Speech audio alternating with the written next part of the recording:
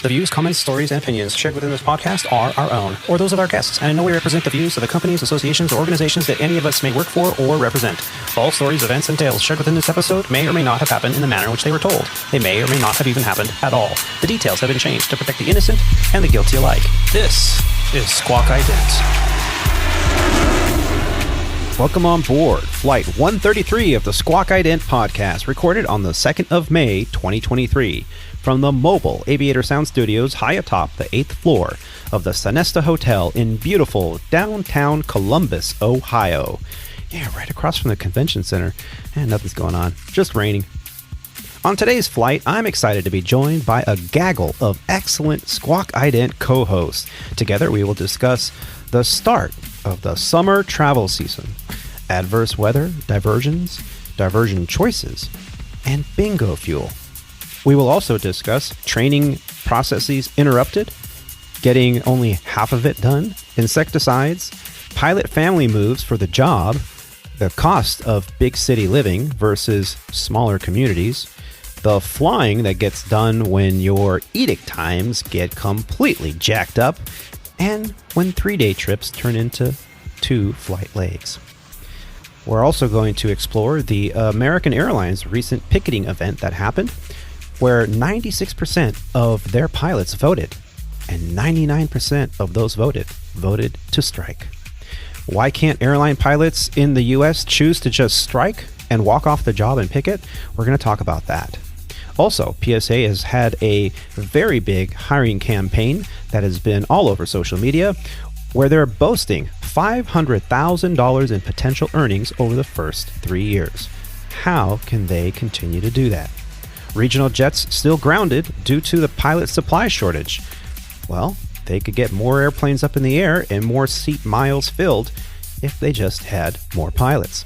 We're going to talk about all this and more on this, the 133rd episode of the Squawk Ident Podcast. But before we do, I want to take this opportunity and thank Captain Jeff from the Airline Pilot Guy podcast for joining us on Flight 132, The Syndrome Effect.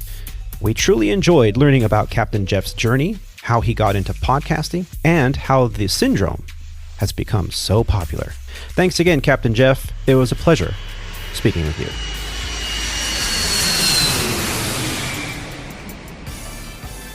Well, joining us today is another exceptional Av8r and Squawk Ident co-host. He's a professional CFI, IINMEA flight instructor, former Embraer 145 airline pilot, King Air instructor, a Dassault Falcon 900EZ 2000 pilot, and a G650 commander. He's a captain and director of flight operations and corporate operator as well. Recovering from getting only half of his recurrent training done from his home podcast studio from somewhere in San Diego, California, please help us in welcoming to the show, Captain Roger.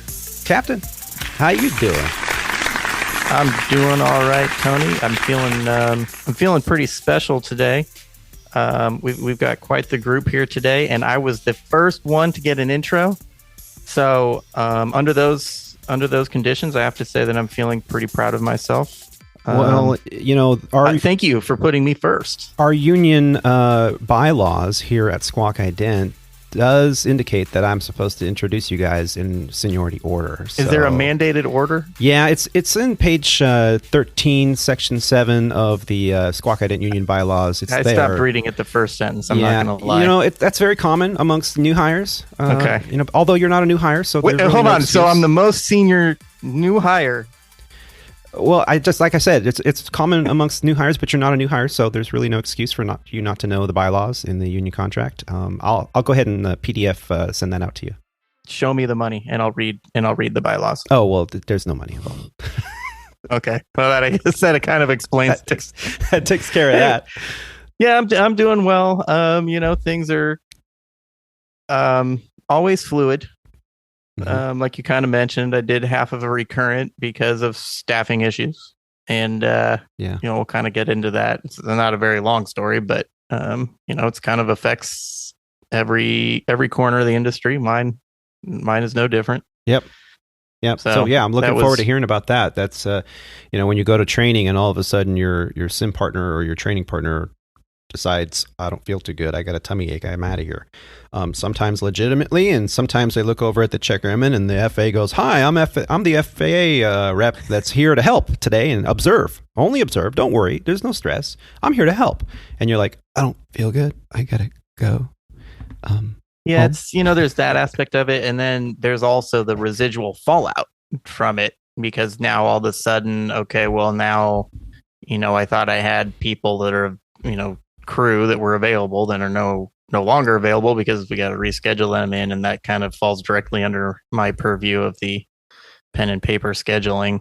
Yeah. Which, it's just, there's the fallout from it. So, yeah. Well, we'll talk about it a little bit more here coming up. And glad you made it today. Very happy.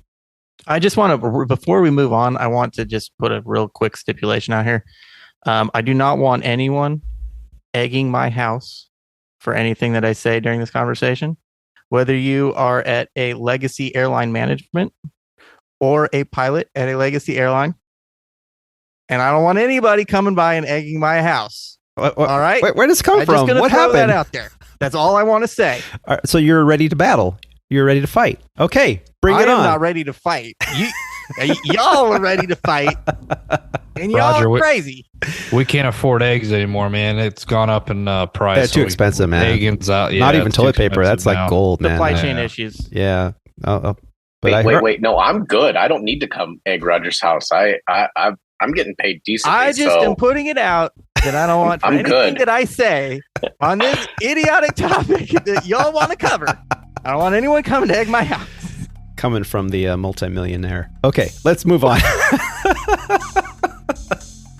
Well, also joining us today is an outstanding aviator and Squawk Ident co-host. He's a U.S. Navy Reserve's Chief Systems Technician, a certified flight instructor, and Embraer 175 pilot for Sandpiper Regional, the alias to one of the Legacy Airlines' wholly owned regional airlines.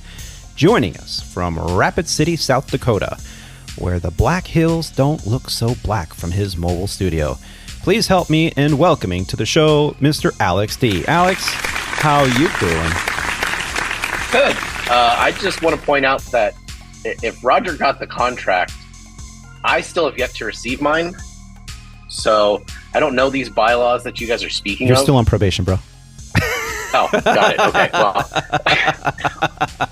Well, let me know when I get off probation so that I can, officially, start reading these bylaws, because I'm still confused on a lot of things, man. Yeah, it's all, you should have gotten the roommate agreement a long time ago, but I'll send you the Squawk Ident union rules here as soon as they're finished. I'm still working on it. Yeah, please. Yeah, if you're still in negotiations, we've got more issues, and I might just jump ship and go over to APG. Well, you think so, huh? Oh, okay. All right, Captain Jeff, you can have them. You can have them. When you blindside us and say, "Hey, Alex, you wanted to interview and be on Captain Jeff's shows for so long, and then I'm just going to keep it a surprise from you." He knows. I told him all about how you're going to be mad, but hey, you're the one that was flying and chose to fly over being on a podcast, Yeah, because I can control that. Okay.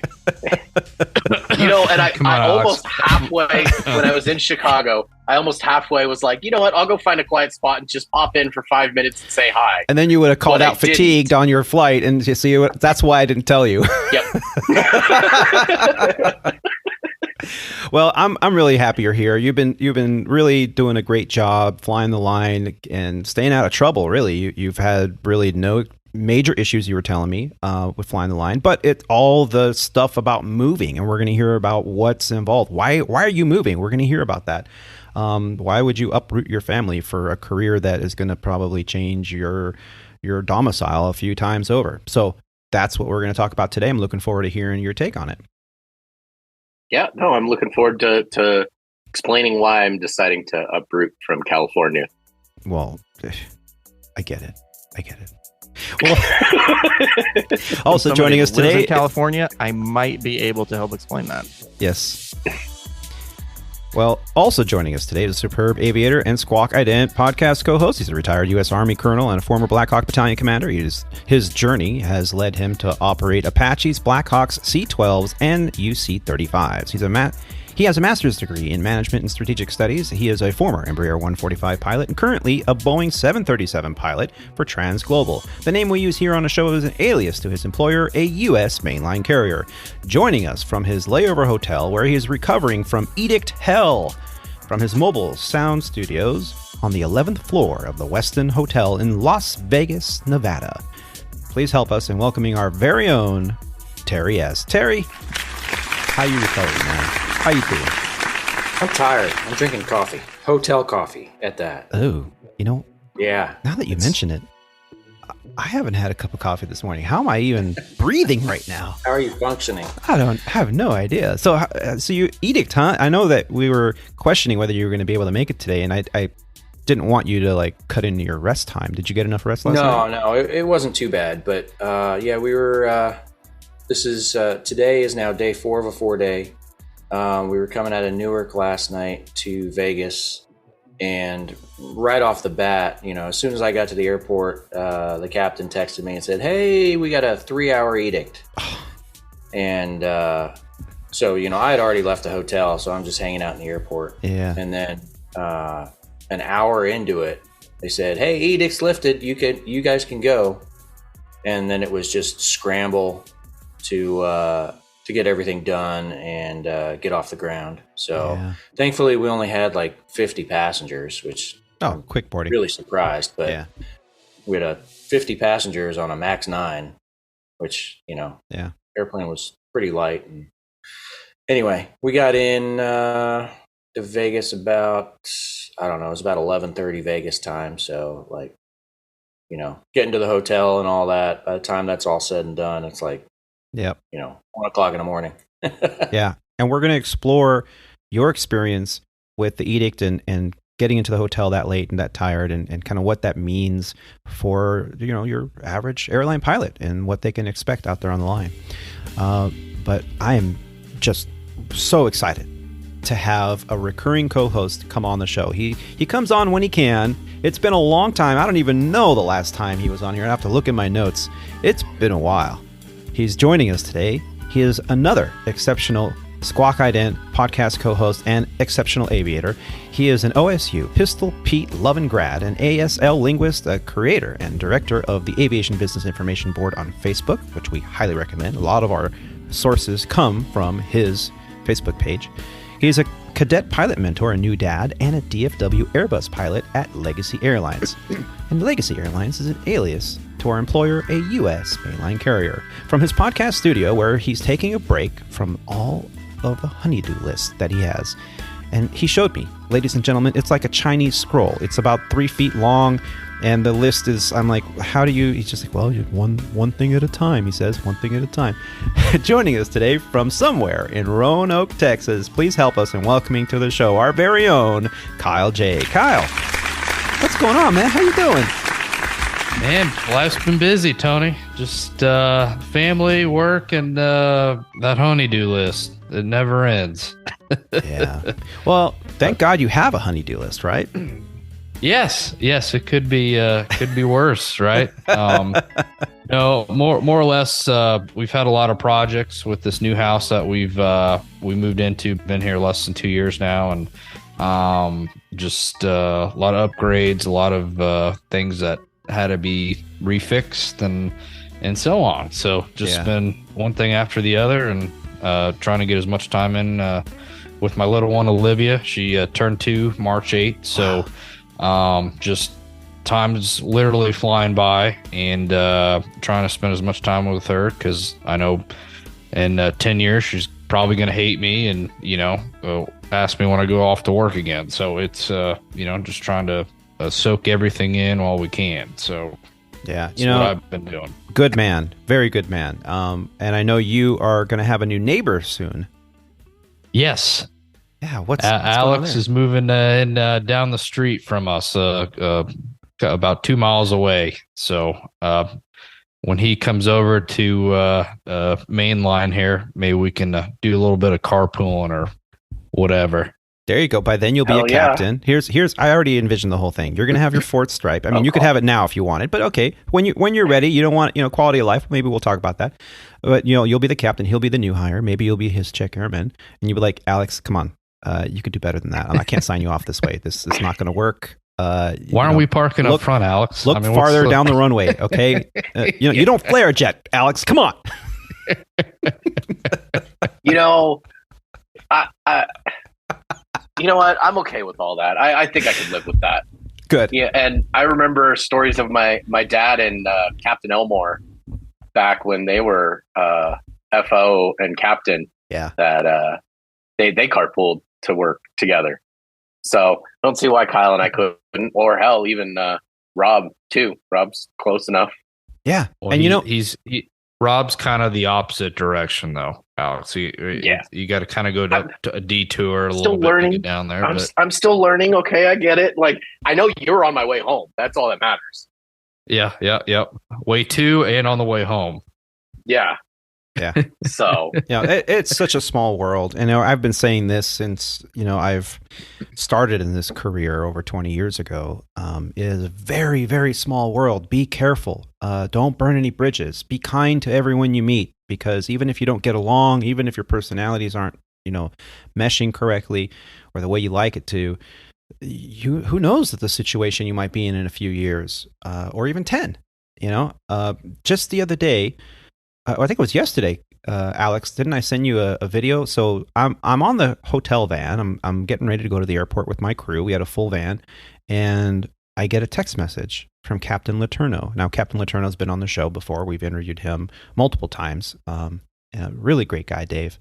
And he sends me a video, very low res, because it was taken. What year was that, Alex? Like 90? It was 2013. 2013. Okay, so it's not that long ago, but it lists the low res like cell phone video. Yeah, I mean, and it's of your dad commanding a 737, and Dave is like taking a quick video of the captain flying the airplane. Kind of just on his cell phone, and he's like, "Hey, I was listening to this podcast, the one we did with your father at his house," and he's like, "Hey," and I was floored, and I looked through my old photos and I found this video and I thought you guys would enjoy it, so I sent it to you right away, and you're like, "Oh yeah, I was on that flight. That was my dad's last flight," and he was one of his last flights. That was my last flight that I got to fly with my dad ever, and that was a honorable flight because it was the last flight that I got to fly with him. I didn't get to do his retirement flight because that flight started a deployment out to the Middle East, and we flew commercial through Chicago to, I think, London or Germany, and then Germany to the Middle East. And so my dad got to fly us out from San Diego to Chicago. So I have the other side of that video. He has a PA that he's, doing his, cruise PA and all that stuff. And he mentions us on it as well. So it was kind of cool to go back in those memories, and I'll have to send you the pictures and videos so that you can see them as well. Yeah. And it's such a small world that here we are in 2023. I'm on a crew van. And because, a listener, really, a former guest, but a listener was listening to a podcast from a while ago, and it all just kind of reconnected. It is a small world, folks. I know it seems like it's not, and you'll probably all never see you again. Yeah, you never know. So yeah, for the most important thing. Well, and that's how I got started on this show, was because I was a listener and I heard Captain Elmore. Yeah. So 6 degrees of separation, right? Oh yeah. Small world. And the aviation world is even smaller. Yeah, it really is. Well, let's get started with the show. Today, we wanted to catch up with everyone since we're all here. Rob said that he was going to try to make it. He also has a honey-do list today. We all know how important those are when you get one of those. Those take precedence, especially if you're in a loving and committed relationship and you want it to survive. So, Rob, as soon as you get a chance, if you can, he's going to join us. If he doesn't, then that's okay. We forget it. But let's talk about what we've been up to. Let's start out with me, because usually I kind of skip over that part and kind of focus on you guys. But today it's all about the Av8r Tony. Well, I wanted to talk about a trip that I took with a captain that I've flown with more than a handful of times. He was a really cool guy. I like him, Captain Joel.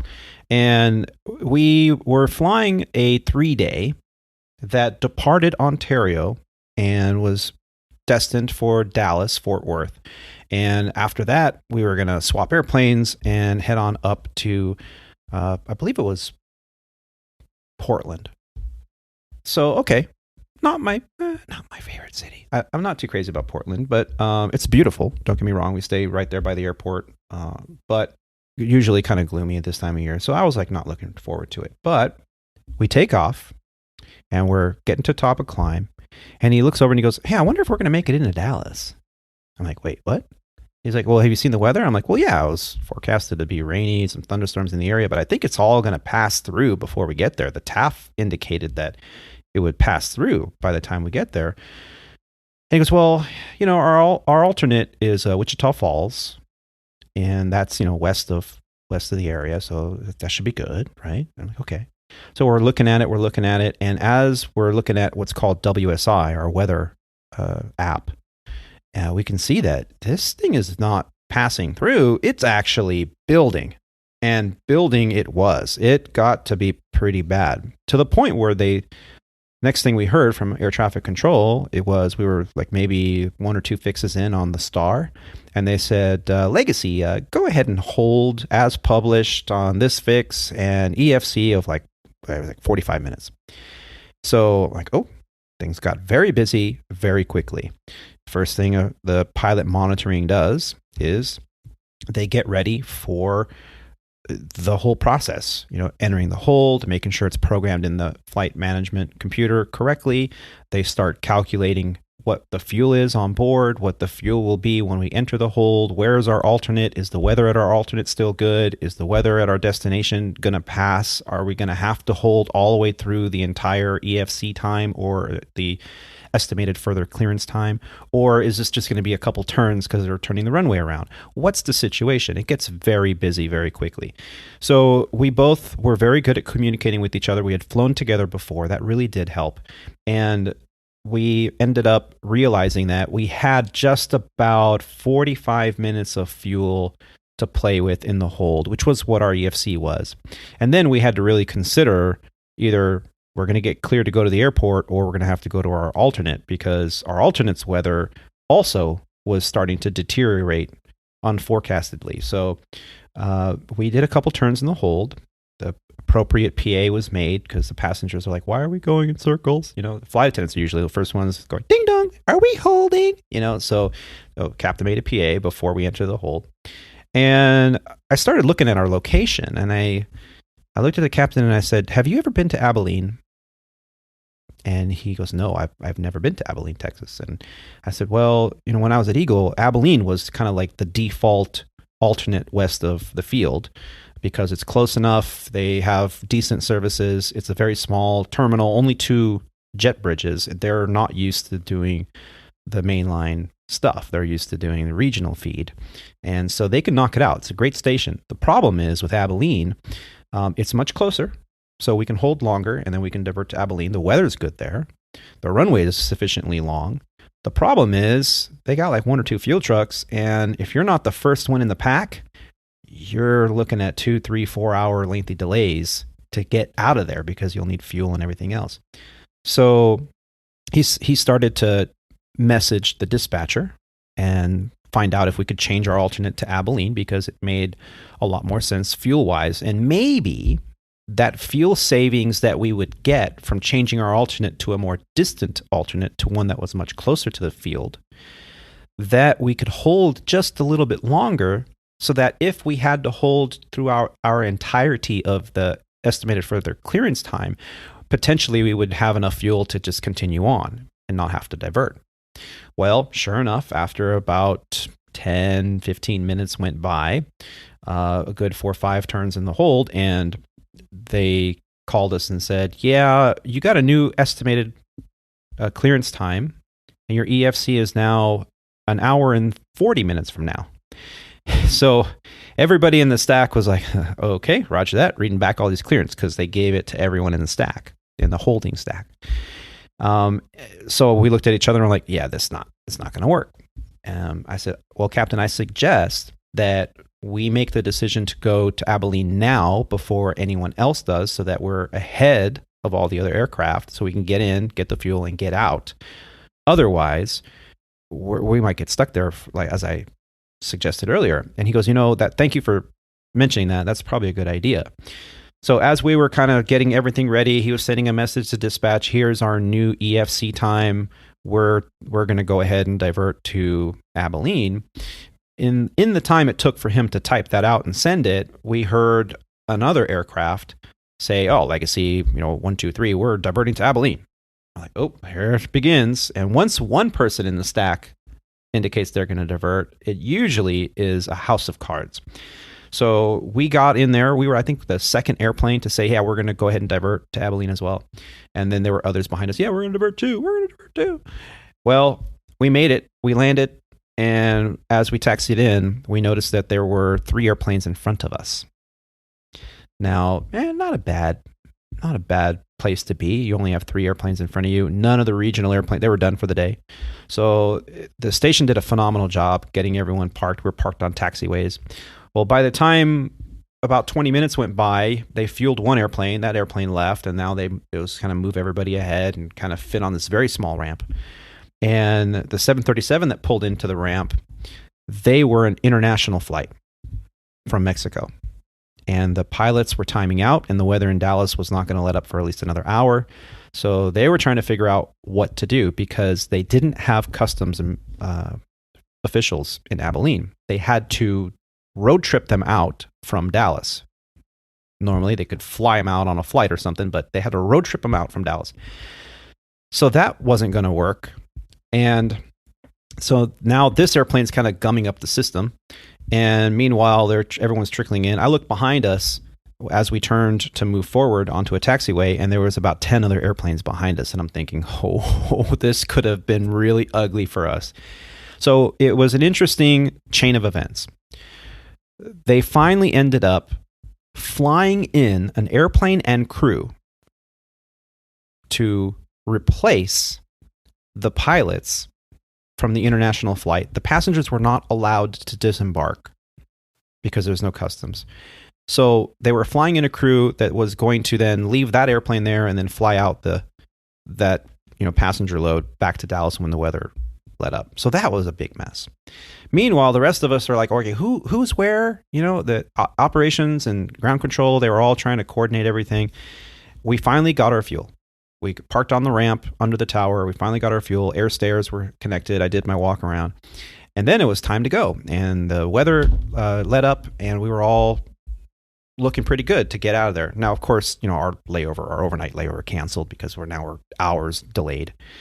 And now we were stuck in the ramp because they parked a 737 next to us that was being fueled.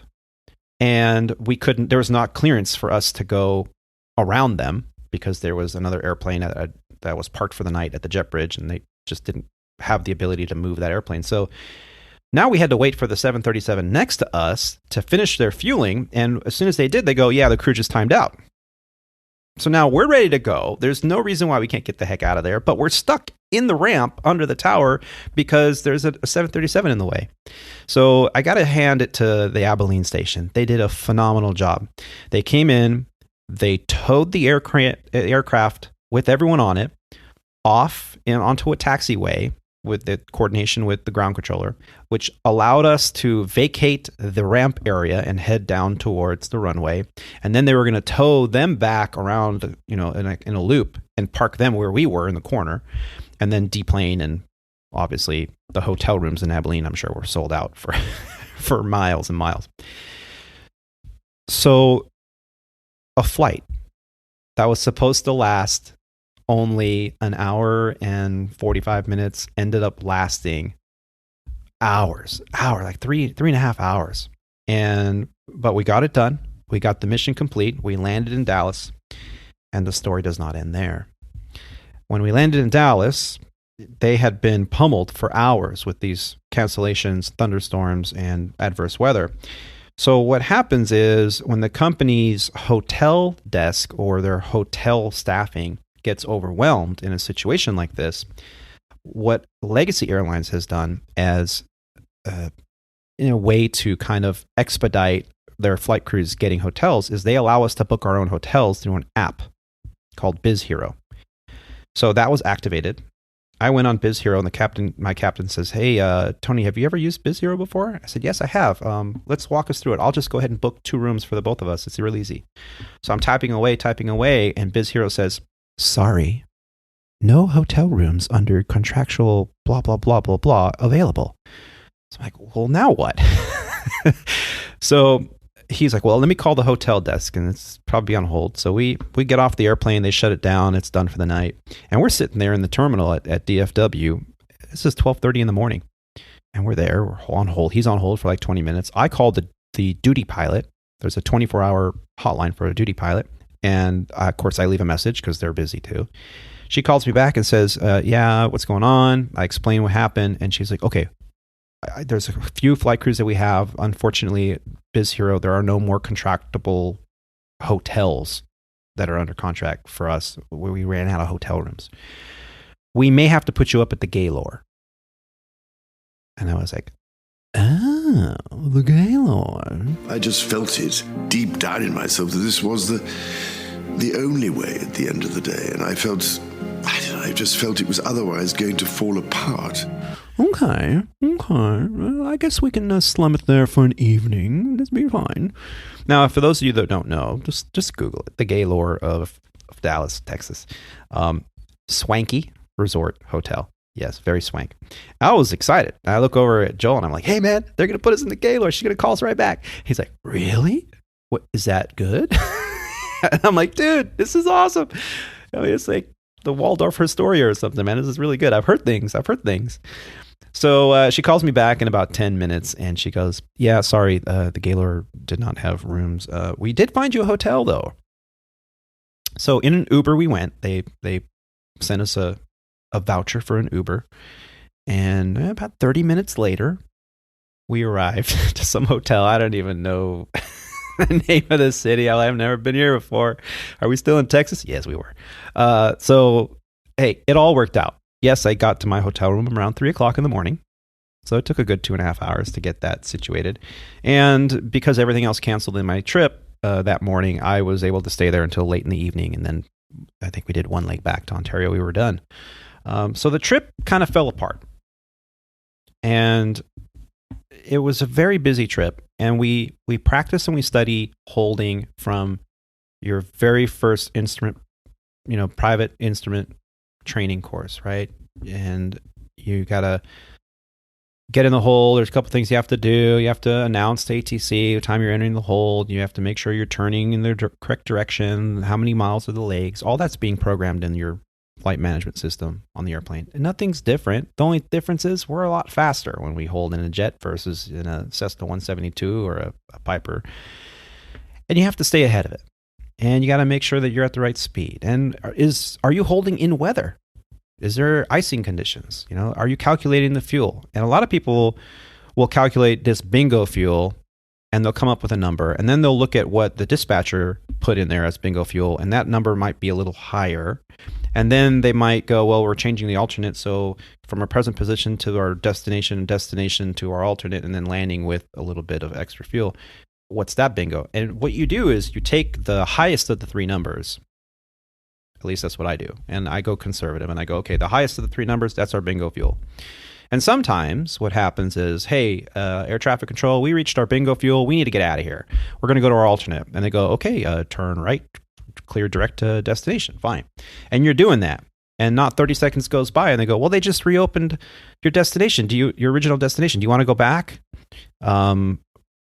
In 20 years, I've never said, yeah, okay, we'll go back. In 20 years, I'm like, nope, we're going to our alternate. We're done. We'll get more fuel. Because what happens is, and I've heard stories about this before, you go, okay, yeah, we'll go back. And then all of a sudden they go, oh, nope, sorry, it closed up again. Now what? Now you don't even have enough fuel to get to your destination or your alternate. So I always err on the side of conservative because I don't need to get there that bad. I'd rather have plenty of fuel. So that was my experience with this last the trip before this one. The rest of the trip went relatively smooth. I have no complaints, but to get an idea of, all you're doing is working on your Sudoku and crossword puzzles, and the autopilot flies the airplane, right? Well, there are times when we are having to rely heavily on the exorbitant amount of knowledge that we have, that we've been trained for, in order to make sound decisions to keep everybody safe and get that airplane back on the ground in one piece. Maybe not that dramatic, but we worked. We worked hard. Now, gentlemen, you've all had to experience this at one point in time. You're holding and you have to make these decisions. Alex is nodding his head no because, well, he's still pretty green. But yeah, no, I am. No diversions, no holds, no go-arounds, no missed approaches, nothing bad yet. So, I mean, I'm knocking on wood as I'm sitting here at the desk. The more you do, the better you'll be at them. Yeah, because that startle factor is still, I mean, it doesn't matter how many years. The startle factor is there. Go-arounds, startle factor is there. You're like, oh, shit, are we really doing this? What am I supposed to do again? I did 3 go-arounds in one sequence before. Yeah. Yeah. No. I know it will come eventually, but I have not yet to do it. So, I mean, the closest I got was we got out of one of the Caribbean islands and came, and Miami was a shit show. And we got told to go to this fix and hold, and we got a half of a lap in the hold before we were cleared on the approach. Huh. So that was the closest that I've gotten to actual holding. We had one time coming back from Denver, it picked up it was supposed to be an easy Denver turn out of DFW, and went up to Denver, got up to Denver, saw the weather kind of moving into Dallas, kind of same thing with you, Tony, and started getting on the arrival, and we need everybody to slow up, okay, and expect we're closing off some corridors, so expect reroutes and holding here soon. I think we did about 3 reroutes when it sped down, slowed down to slowest practical speed to speed up as fast as you can go to, all right, we're holding now, getting a holding over and I still remember that night because we, the captain I flew with, we had another issue or another flight kind of similar to this last year, but getting the holding fixed, start holding. We put on a lot of extra gas leaving Denver because we just figured it was going to be that type of night. So we held for 2 hours over Wichita Falls, Texas, and everybody started, all right, we got to go to Oklahoma City or Austin or Abilene or Wichita Falls, and the front kept moving, and the cap and I are both the GA pilots, so that we were talking about Alliance. With those that don't know what Airport Alliance is, just on the northwest side of the DFW Metroplex, and Amazon, FedEx flying there. So they got nice long 10, 11, 12,000 foot runways, and front kept moving through. So we're like, why don't we tell the dispatcher, hey, instead of Oklahoma City, let's go to Alliance. It's literally moving through. We could see it. And so everybody was calling out bingo fuel, and we're getting close to it. So we're like, hey, we got to start heading to Alliance. At this point, the weather cleared Alliance, and it was just hitting DFW, but it kept moving. And on the arrival, as my leg coming back, I said, hey, Cap, ask when we get on an approach, if we see DFW, see if we can go direct to there, because Alliance and DFW's 8 miles apart, whatever. And in fact, we had to be vectored to land to the north at Alliance, so we would a few extra miles we could have just turned into DFW. So that's what we did. Get on with approach, and DFW just opened up.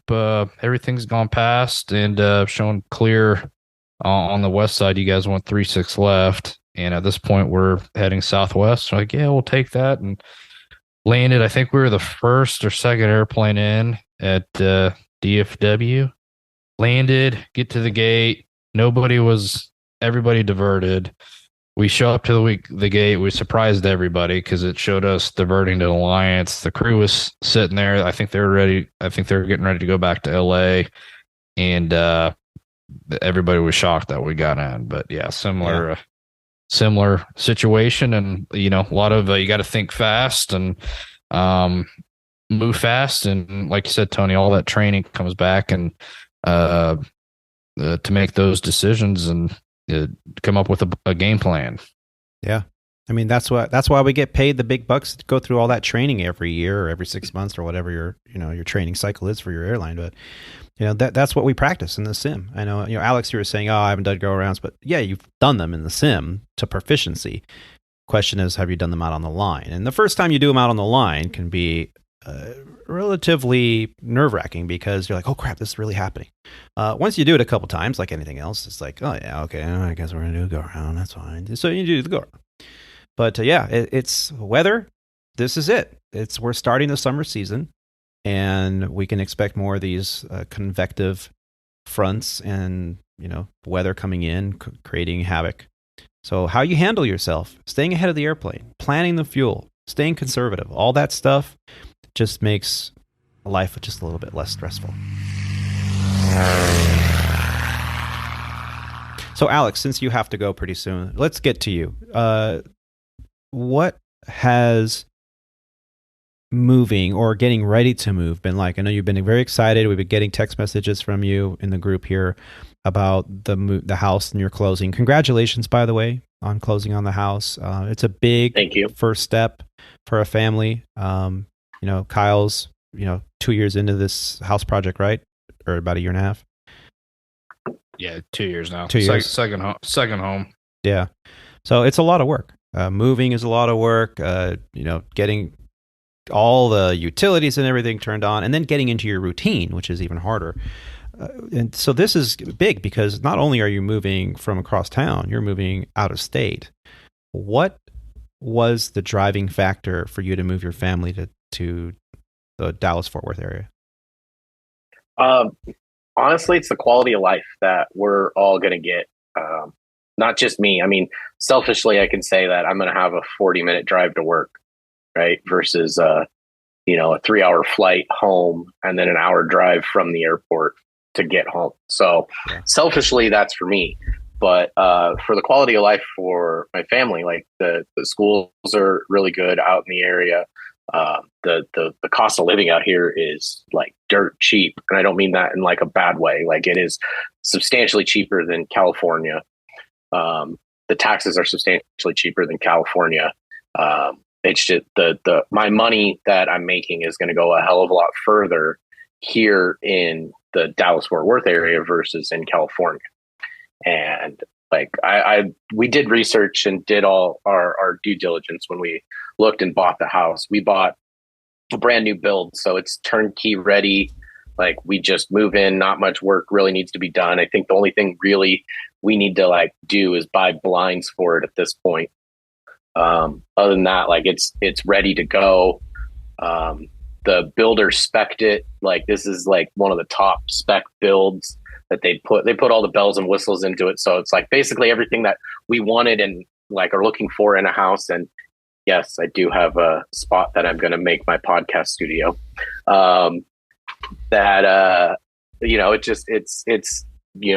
It's good fiscally responsible decision to uproot and move to California or from California.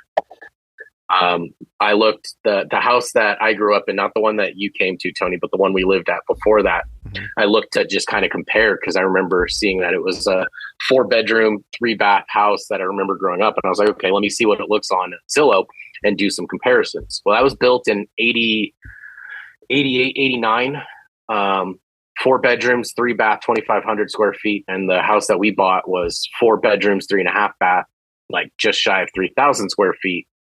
The house in California would sell today for $750. Yeah. Yeah. It's ridiculous. The cost of living in California. You're muted.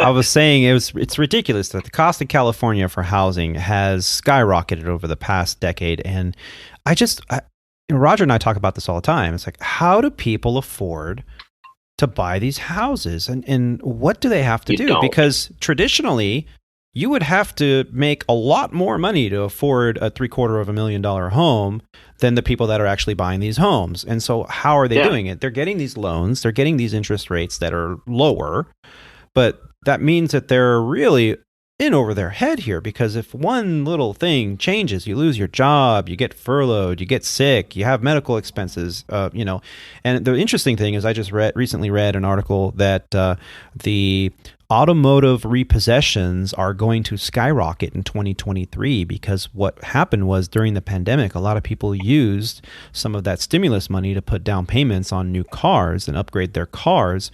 And now what's happening with inflation is that if you're going to be tight on something, you're not going to skip food, you're not going to skip rent or mortgage, you are going to skip a car payment. And what's happening is a lot of these car payments are getting skipped, and here in the next 90 days you're going to start to see more and more news articles and news stories about car repossessions going up in the US. So you have to do something. You have to minimize your expenditures. Well, if you've made poor decisions and stretched your financials, and that's another advice thing that we talk about here on the show. If you get a new job and you're getting a big paycheck for the first time in your life, or you just went from flying like a Beech 99 for some operator, and now you got a job at a regional airline that's paying you $500,000 your first 3 years, which we'll talk about. Be careful.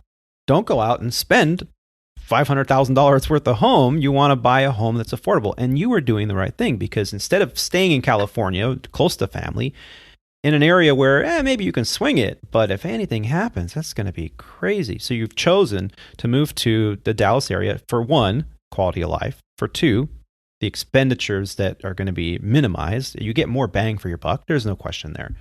And really every opportunity for your children are there as well. It's not like they're going to be denied something, No, and that's exactly the reason why we did it. Was like, I could stay in California, I could commute, and it sucks, but we could stay there and we could be close to home, we could be near family and all that stuff. But like the living expense out there, like the average. So my wife and I were driving down to San Diego, and I was curious to see what the apartment, when I lived in San Diego, when I was in active duty, what the apartment that I rented down there was going for. Right. And it was a 1-bedroom apartment, 800 something square feet, and it's going for $2,910. So that's an apartment. Rent. Not rental. A home. You don't own it. Rent. Yes. An apartment for a 1-bedroom for $2,900. 800 square feet. And where is that? San Diego.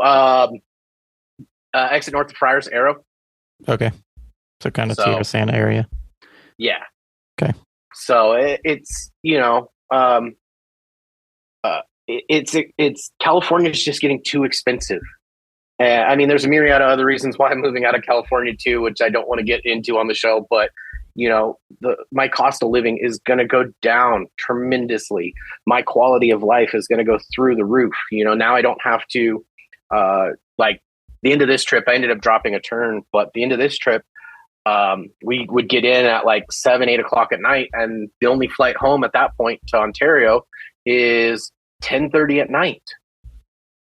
And so that puts me in at 11:30 in California, which then 45 minutes, hour drive home. I'm getting home at 12:30, 1 o'clock in the morning. Yeah. And that's time you'll never get back. That commuting time, I've always said, I did it for 13 years. That's time that, in some aspects you can use that time to read a book, catch up on some other business you have, but that's time you'll never get back. And if you're not making money or spending time with your family in that time, it's kind of lost and you never get it back. It's like rent. You pay rent to live somewhere for 30 days. And at the end of it, the money's gone and you have nothing to show for it other than you had a roof over your head for 30 days. But if you invest in a property, in a home, and you're paying a mortgage, you're paying yourself. And at the end of the day, like you said, you buy a house, and then 10, 15, 20 years down the road, it's worth triple what the value is if the economy does what it's been doing traditionally. So at least it's an investment. Now, granted, I don't think I should just make one thing clear. I'm not here to give financial advice. I am just some schmuck that's talking about the airline journey, the airplane journey, the career of the airline pilot or the professional pilot.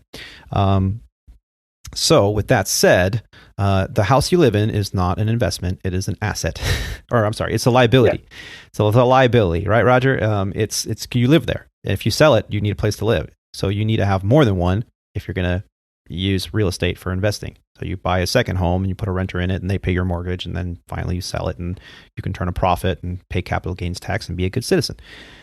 So, but that advice is neither condoned or sponsored. I don't know what to say. But that's the thing is like and I know that obviously you guys are going to talk about it after I leave because I'm going to be getting off here in probably about like 5-10 minutes. Hey, that sounds personal.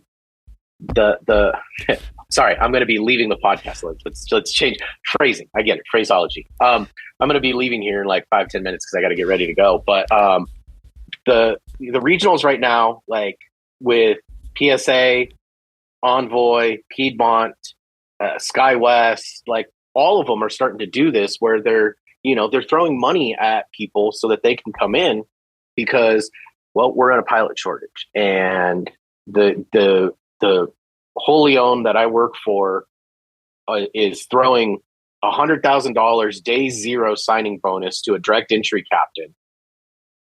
That's before you even start. You get $100,000. Not that they match your longevity if you were at another airline. So if you've been at whatever airline for 10 years, they match your 10-year pay and they match your 10-year vacation. Wow. Granted, your flight seniority is bottom of the barrel, but you're coming in basically at the same 10 years that you've been at. So you start at a higher tier. Like it's right now in the regional world, we're in a good spot that we can, like, I can afford to go move my family across the country. So what you're saying to me, if I'm understanding this whole longevity match,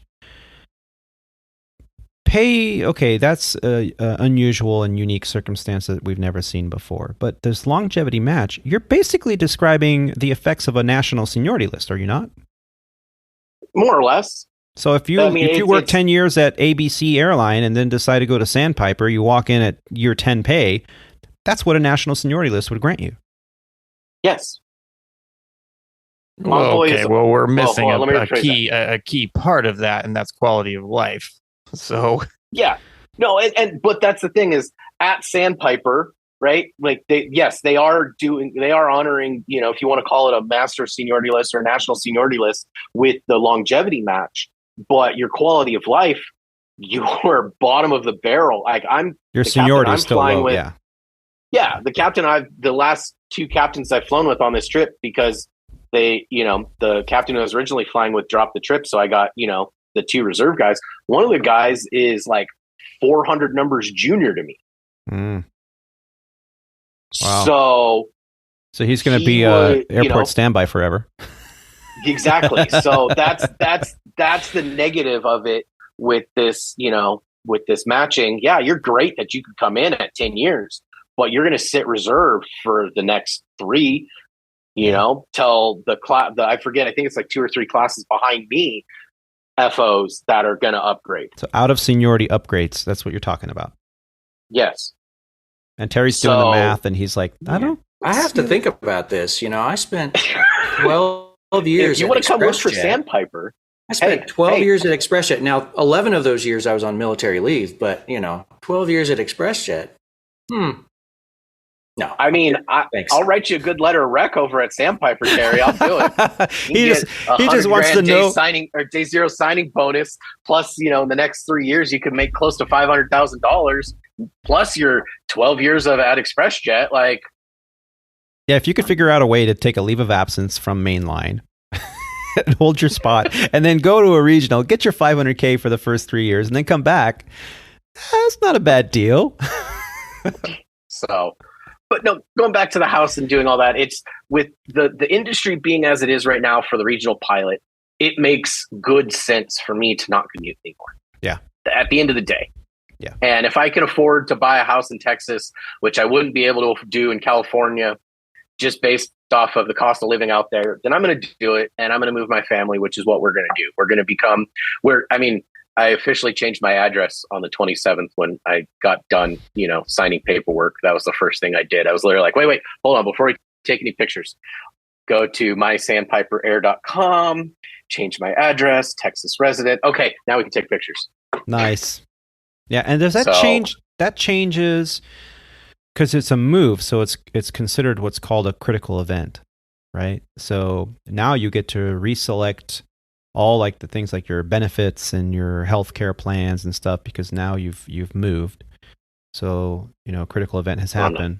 So you get. I'm not really changing any of that shit. That's all going to stay the same because we got the good plans and everything like that through the Blue Cross stuff. But yeah, it's like I said, it's a fiscally smart move for my family. And again, I'm not a financial whiz like Tony's saying. Like I don't condone my advice or whatever.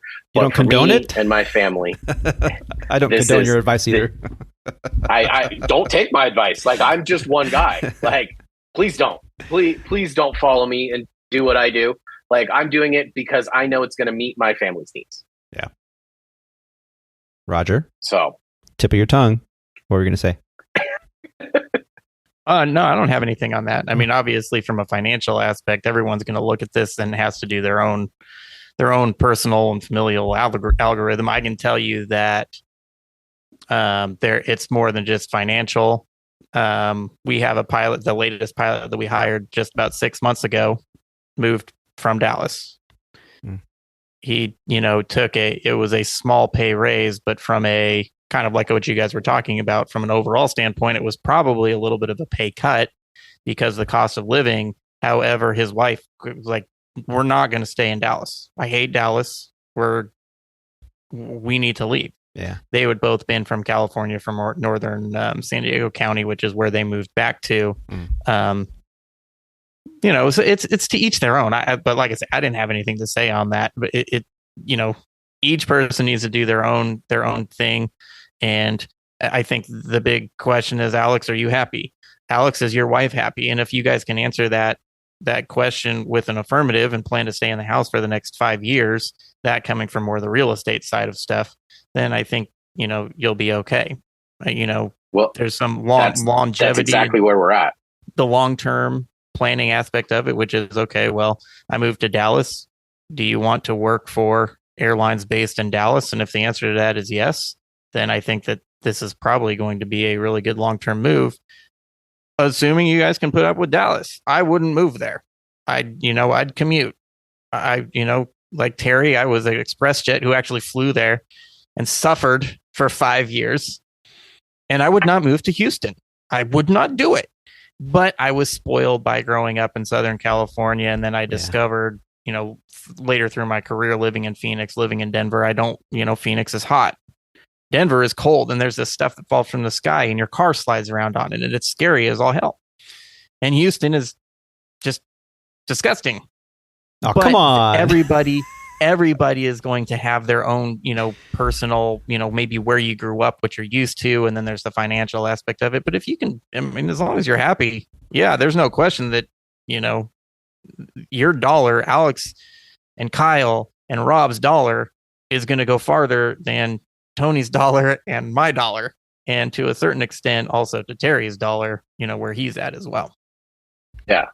Well, and at the end of the day, that is the questions that we answered. Like right now, my wife and I are happy. The house is a solid place. We're everything right now for the next 5 years is where we're planning to be. Like what you're saying, that initial 5 year, that's where we're at. That's what we want to do. That's what we're going to settle in and take it from there.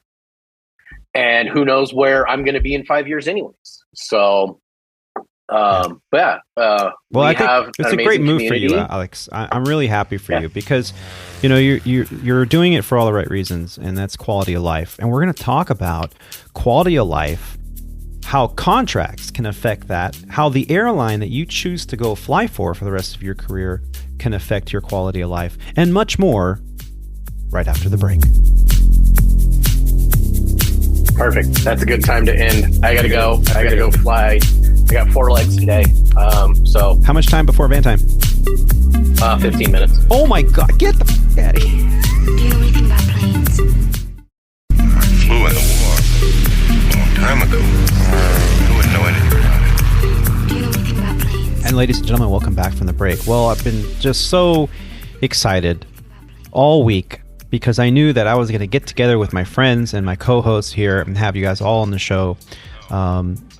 Alex had to go. He dropped the information that he had a van time that was 15 minutes away. So that got exciting really quick. So thank you, Alex, for spending time with us and giving us the rundown on your move. Another person we've been very excited to catch up with, we haven't seen you since the beginning of the year, is Kyle. Kyle, welcome back to the show. We always enjoy getting your perspective on the industry and what's going on. We can't say enough good things about your Facebook page. That must take quite a bit of time out of your day. I mean, you're posting constantly great stories, great resources about aviation business information. Does that take a lot of time out of your schedule? Yeah. I every article that I post, I go in and read, and there's actually quite a few articles that I don't post just because it's either repeat information or not enough information on the subject. So yeah, I usually go through those throughout the day and then post what I feel is a great article for new information or updated coverage or you name it. So just trying to keep everybody in the loop of what's going on in the industry and how fast things are moving right now. Yeah, and it's a really great way. I always, every morning, I'm looking at it to see what you've posted. And for those that have not heard of Kyle's page, on Facebook, if you're a Facebook user, all you have to do is go to the Aviation Business Information Board search, right? So search for that. And then it's a group page. So you have to ask to join, right? And they'll ask you some questions, and then one of the administrators will give you the thumbs up and allow you to get in there. You've got 843 members currently in the group. Yes. And do you even care how many people are in there, or are you looking to expand, or what's your goal for the future? Yeah, we're looking to expand.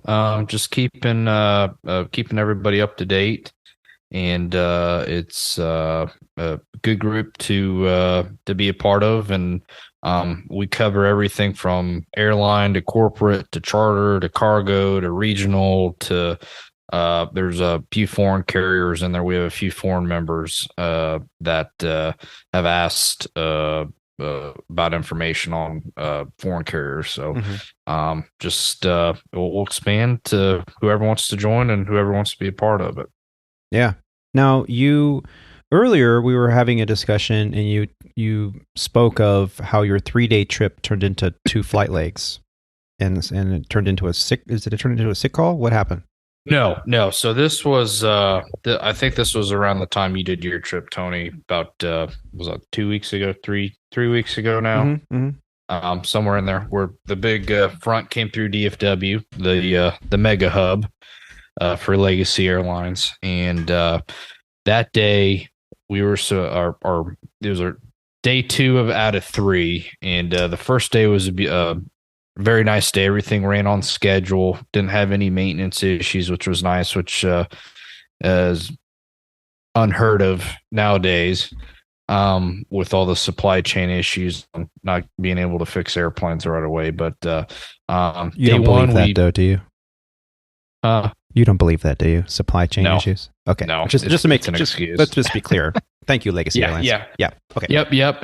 Heard anywhere from supply chain to we don't have enough people. It's I heard about every excuse in the book, but yeah, day 1 consisted of a nice 2-leg DFW to LA. Had an hour and a half on the ground in LAX. You get a coffee and I'm an iced tea drinker, so got an iced tea and a cookie, and then the next leg was 1 leg to Austin, our new mini hub, as the DFW pilots call it. Mm-hmm. And then we had a long overnight in Austin, about 18 hours down there. And then day 2, we were supposed to do Austin to Tampa, 14 hours. And then we were supposed to do Tampa, Charlotte, Tampa back to DFW.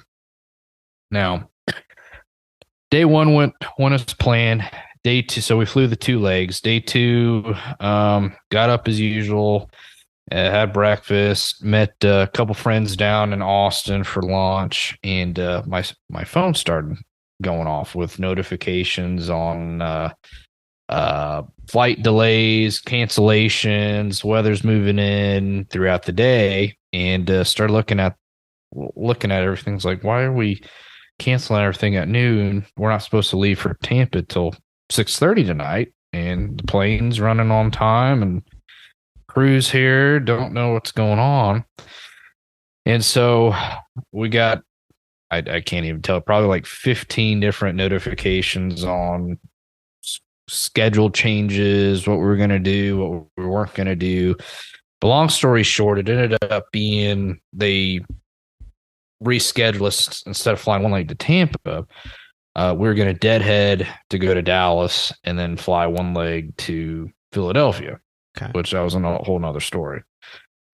So we about an hour goes by. They ended up canceling the deadhead to Dallas to go to Philly. So they ended up telling us, "Hey, you're going to well, let me back up. So after the deadhead to go to Philly, the day 3 was Philly to Charlotte to deadhead to Dallas." So we're like, okay. And then when the deadhead canceled, they told us to just fly a later trip, work the leg from Austin to DFW, 10 hours rest at the airport hotel at DFW, and then we're going to deadhead the next day. We're going to deadhead to Philly to operate one leg to Charlotte, then to deadhead to Dallas. Jeez. Which didn't make any sense to us at the time. So we got to the airport. We ended up sitting for 5 hours as everything was getting delayed with all the weather, and planes were getting diverted, and that whole line of weather went all the way down south. I believe it hit all the way down just north of Brownsville, I think is when I looked at it. But tops were 50,000 foot storms, so they're strong storms, and getting ready to go. And 10 o'clock rolls around, and they plane got in. We were looking at our flight plan. Everybody was going west and then going into DFW, and I guess there was a second line of weather moving to DFW. Excuse me. And they ended up canceling it. So we like, okay. And so and during that time, while we were getting our stuff ready to go, and I know this is a big no-no, but it was bugging the captain I was flying with at the time. He ended up calling crew tracking and asked him to take a look at our schedule. And because on day 3, it didn't make a whole lot of sense to have 2 deadheads and operate an hour and 20-minute leg, which they ended up taking that off. They just said, hey, if you get the plane to Dallas tonight, you guys are done. So, okay. So that flight canceled, the 10:30 flight going back to Austin, severely delayed, and it ended up canceling. Couldn't get a hold of anybody at the hotel limo desk. They released us. Couldn't get a hold of anybody there. Biz here wasn't working. Crews were having to get hotels an hour and a half outside of from the airport, on top of an Uber. And at this point, it was raining, heavy rain in Austin. And so we found, Cap and I just started calling around and found I think it was a Holiday Inn Express. I was like, it's as long as we got a hot shower and, a bed tonight sleeping, I'm okay. And we ended up deadheading back to DFW the next morning. So you ended up booking your own hotel? Yes. Yeah, we called. The duty pilot wasn't much help at that time. and we ended up booking our own hotel, which, go figure, nothing works. Yeah. And crews were stranded down in Austin. There were some people that were refusing to use it. Some people that, already had their scheduled hotel they went to. And it was a mess, like it always is when things hit the fan like that. Yeah. So, but we operated 2 legs out of a 3-day trip that, it's not very insufficient for both parties, which, I'm not complaining that we got home early, but yeah, just you look at some of these scheduling things and the decisions that are made, and a lot of head scratchers going forward and just feel bad for all the customers, and just not at Legacy.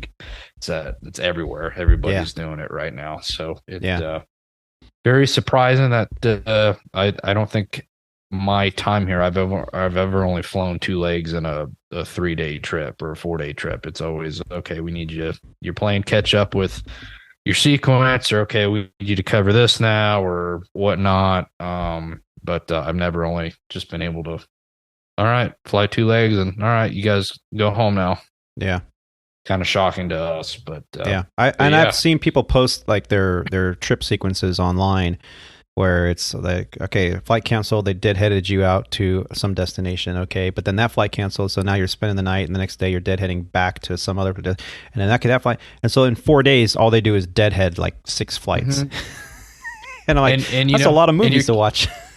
Right, not a lot of movies, but now you're kicking off paying customers that, who knows how many seats they had to kick people off that would have had a seat, but now we're to just accommodate to keep the operation moving. And it's like, I feel like sometimes the airlines forget we're in the people business. Yeah.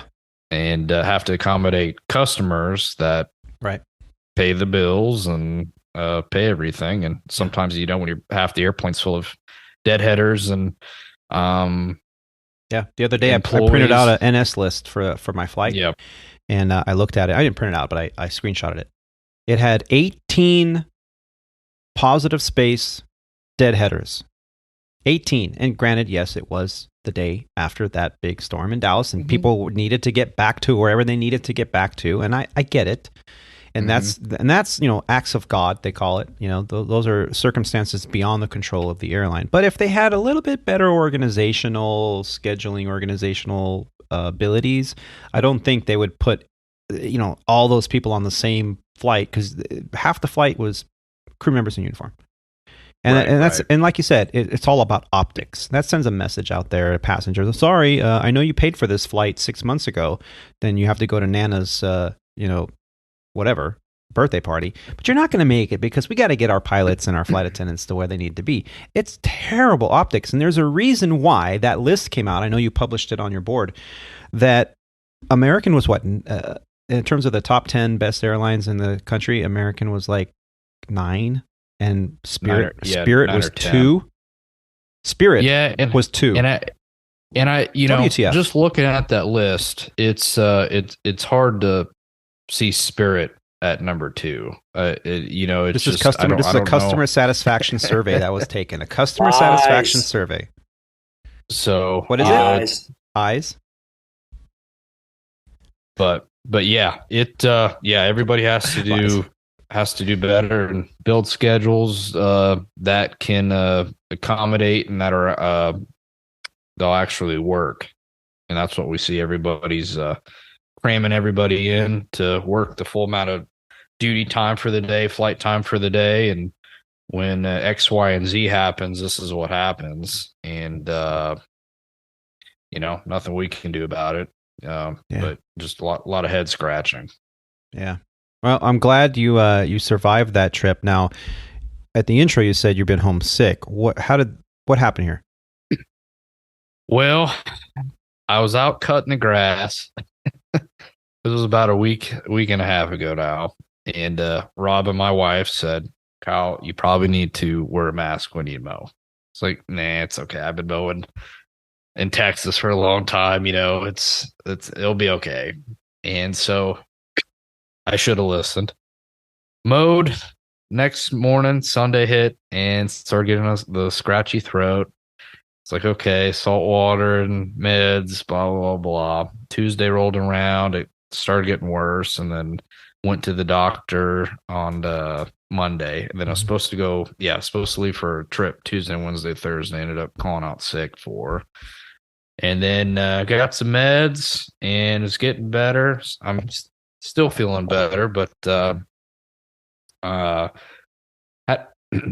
another trip that left yesterday, and wasn't feeling 100% yet on Sunday. And the way our sick works here is the day prior at 8 a.m. If you do not clear the sick list, your trip gets dropped into open time and you're charged sick again, which, if you don't feel well, don't show up to work sick, right?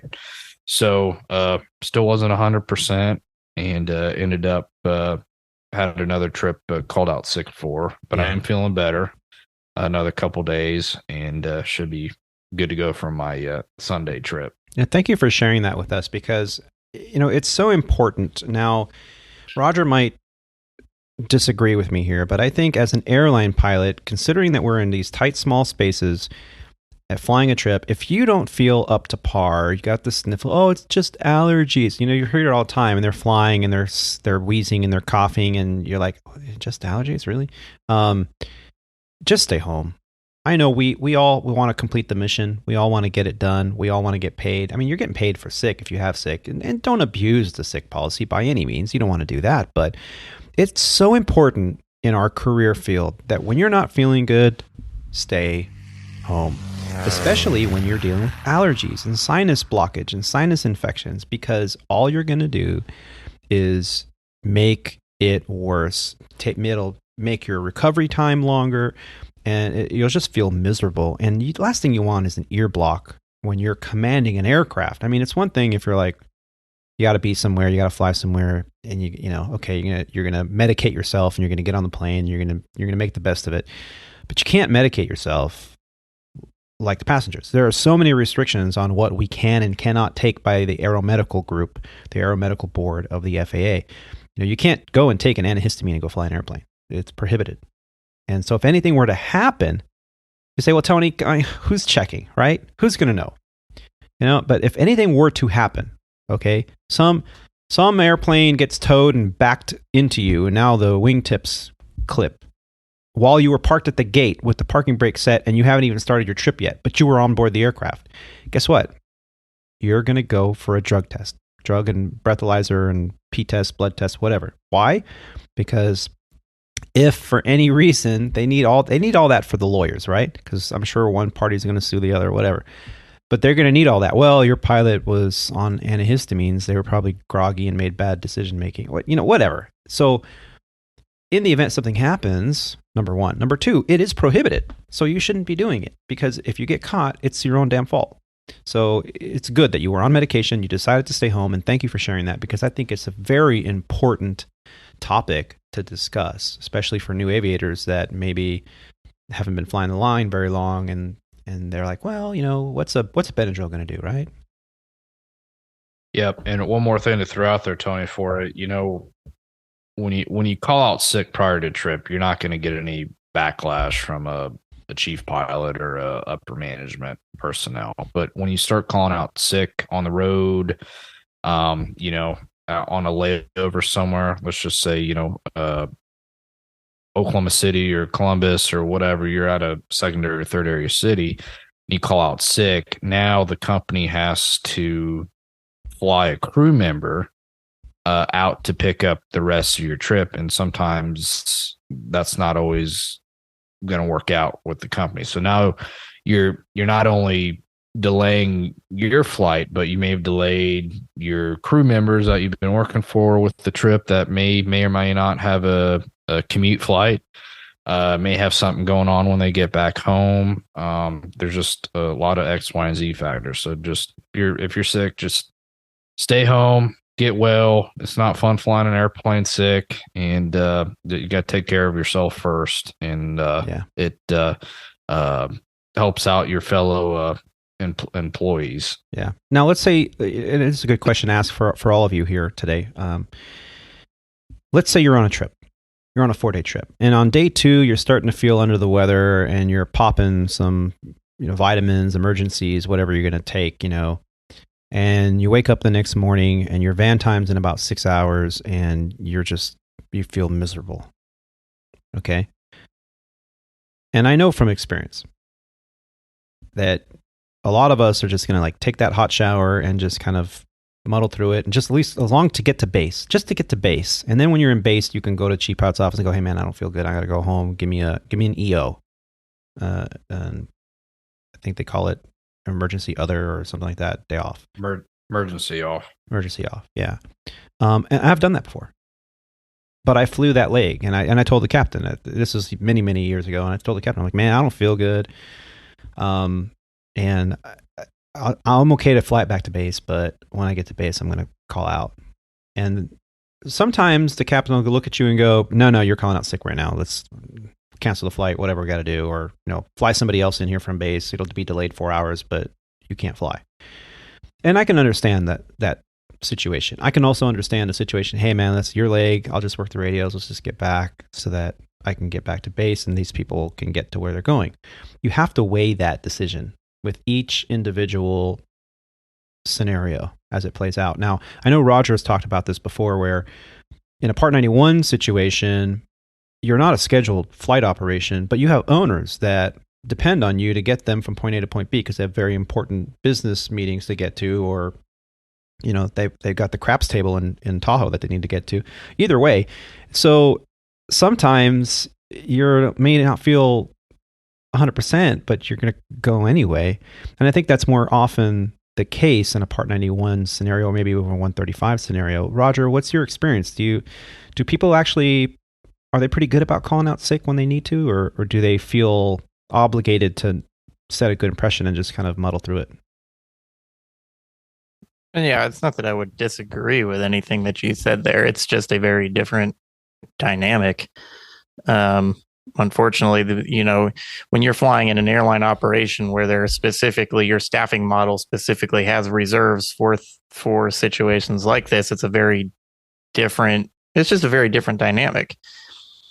If you're sick and it's going to affect your ability to fly the airplane, your cognitive abilities, I don't care what kind of operation you're flying, whether you're flying Part 61 flight training flight, on day 2, or whether you're flying, a Gulfstream 650 across to Beijing, you shouldn't be on the airplane. If those things are starting to happen. I mean, I fly sick all the time. I have a cold. It doesn't affect my cognitive abilities. I don't worry about it. I do not medicate myself. Kind of like what you were talking about. Every once in a while, I think Dayquil's okay, but even that I don't do, because for the reasons that you were talking about. But unfortunately, we don't have the staffing. We don't have excess crew members that can just kind of show up and cover a flight that had to go. So that's kind of talking about one thing, but it depends on what you're sick with. There are times you flat out cannot fly. Knock on wood, it hasn't actually happened. Actually, it kind of did one time. I had somebody actually do it for me, but if you've got the flu, if you've got a stomach bug and you're yakking all over the place, don't go. Yeah. Even at a Part 91, there are limits on what you can do. In my case, I don't know. I mean, it was actually a really minor thing. I woke up at an outstation. I was supposed to do, or what you guys would call an outstation. I was supposed to come back and pick up another trip. And I woke up and I don't know what was going on with my left eye, but I felt like I had scratched it really bad, and it was bad, bad enough that I called and I was like, look, I can get somebody else to fill this flight because I do the schedule and I knew kind of what I could do. And I went to the eye doctor. It just turned out that it was dry. Now, I have not experienced anything like that ever before. I have not experienced anything like that since. But that's all it was. But that was bad enough that is there another option that I can cover this? Because, when you're talking about, your eye, that's something that's a little bit of a different level again. Yeah. And so it is much more, I we don't live in a black and white world, and even in the aviation industry, we don't live in a black and white world. Whereas you guys have some options that really, quite frankly, we don't. If I had to replace a crew member every time they had the sniffles, we'd have some serious problems. That's just the reality of the situation. If Kyle's not feeling good, he's still feeling under the weather, even from last week, then, you guys have options. He makes a phone call, and then, Legacy Airlines schedule still goes out. Plane still flies from Dallas to Columbus or whatever it is. Right. And so it's just different. It's because things aren't black and white. Yeah. Yeah. So we actually, I don't know how it is for you guys, but for us, we have to certify ourselves fit for flying duty before every leg. So, if you go in there and, say you wake up, like I'm here in Vegas, and, if I woke up today and felt like crap because of the altitude or whatever, maybe I'm not fit and I don't certify myself fit. And I call call crew scheduling and say, hey, I'm not feeling so hot, and head back. Now, we just opened up a crew base here, so I'm sure they could staff it. But, if it were an outstation, then, it could disrupt the operation slightly, but they're still going to figure out a way to make it work. It may go out late, but it'll go. Yeah. But, I'll caveat all that with today's go home day, so we're going home. There you go. Nothing stops to go home. And see, that's the thing is that, yes, like Terry just said, there is a bar that a fit for duty that every single pilot should do or has to do every single time. And for some of those scenarios, if it's that bad, you can't go, whether it's go home day or whatever. But it's funny how that bar kind of just changes. Well, it's go home day. Well, that bar is just a little bit higher. It's day one of my flight. That bar is pretty low right now.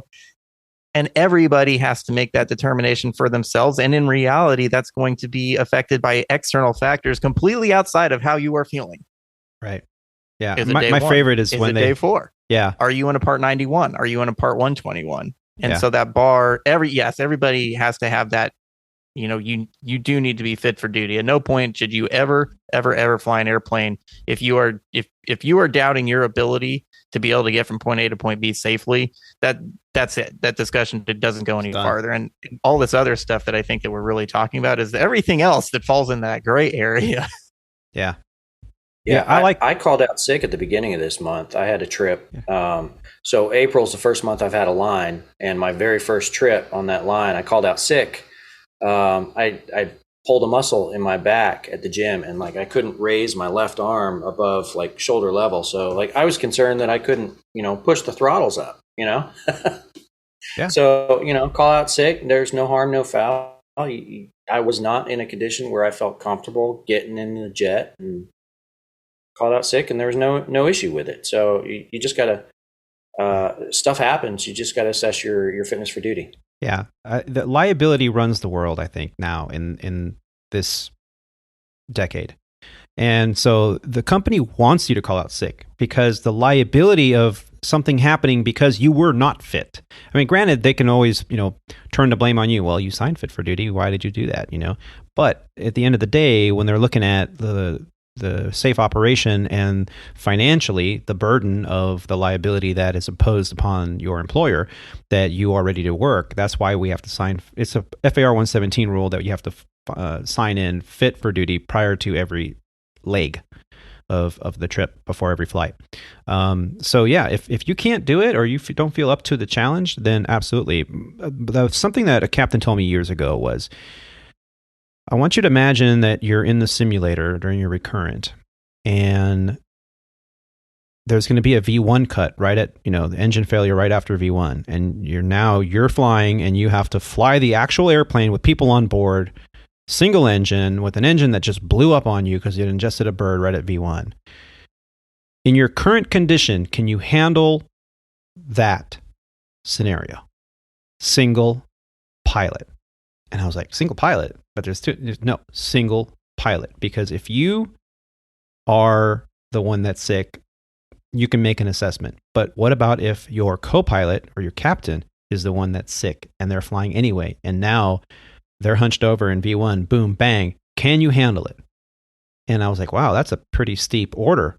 But okay, yeah, of course I can handle it. And he goes, well, if you don't feel like you can because you're not feeling good, you have a headache, whatever, then you want to consider if you're really truly fit, because you have to look at the worst case scenario, not the best case scenario. Not that the flight is going to go off without a hitch. It's boring. It's smooth as glass, not a cloud in the sky, and every single controller gives you a shortcut. You have to look at the worst case scenario. So that's always been kind of in the back of my mind. Can I get it done? Worst case scenario, I have V1 cut where my co-pilot's hunched over. Okay, yeah, I can handle it. So I know it's kind of an extreme to talk about, but it's just as a perspective point of view. And thank you, Terry, for sharing that. Can I go on a slight tangent on that and just ask, maybe it's just me? Of course. So I kind of feel like I get a lot of practice on that. Like, how's that? Because am I the only one that feels like absolute crap in the sim? After doing all the stuff that they do and I've got a headache, I feel like I'm going to throw up half the time. It has gotten better. And then you're still going out and you're doing V1 cuts even after all this other stuff that you've done. And I feel like absolute crap in the sim. So I feel like I've actually gotten kind of some practice at that. Maybe not so much the single pilot aspect. Does anyone else get sick in the sim?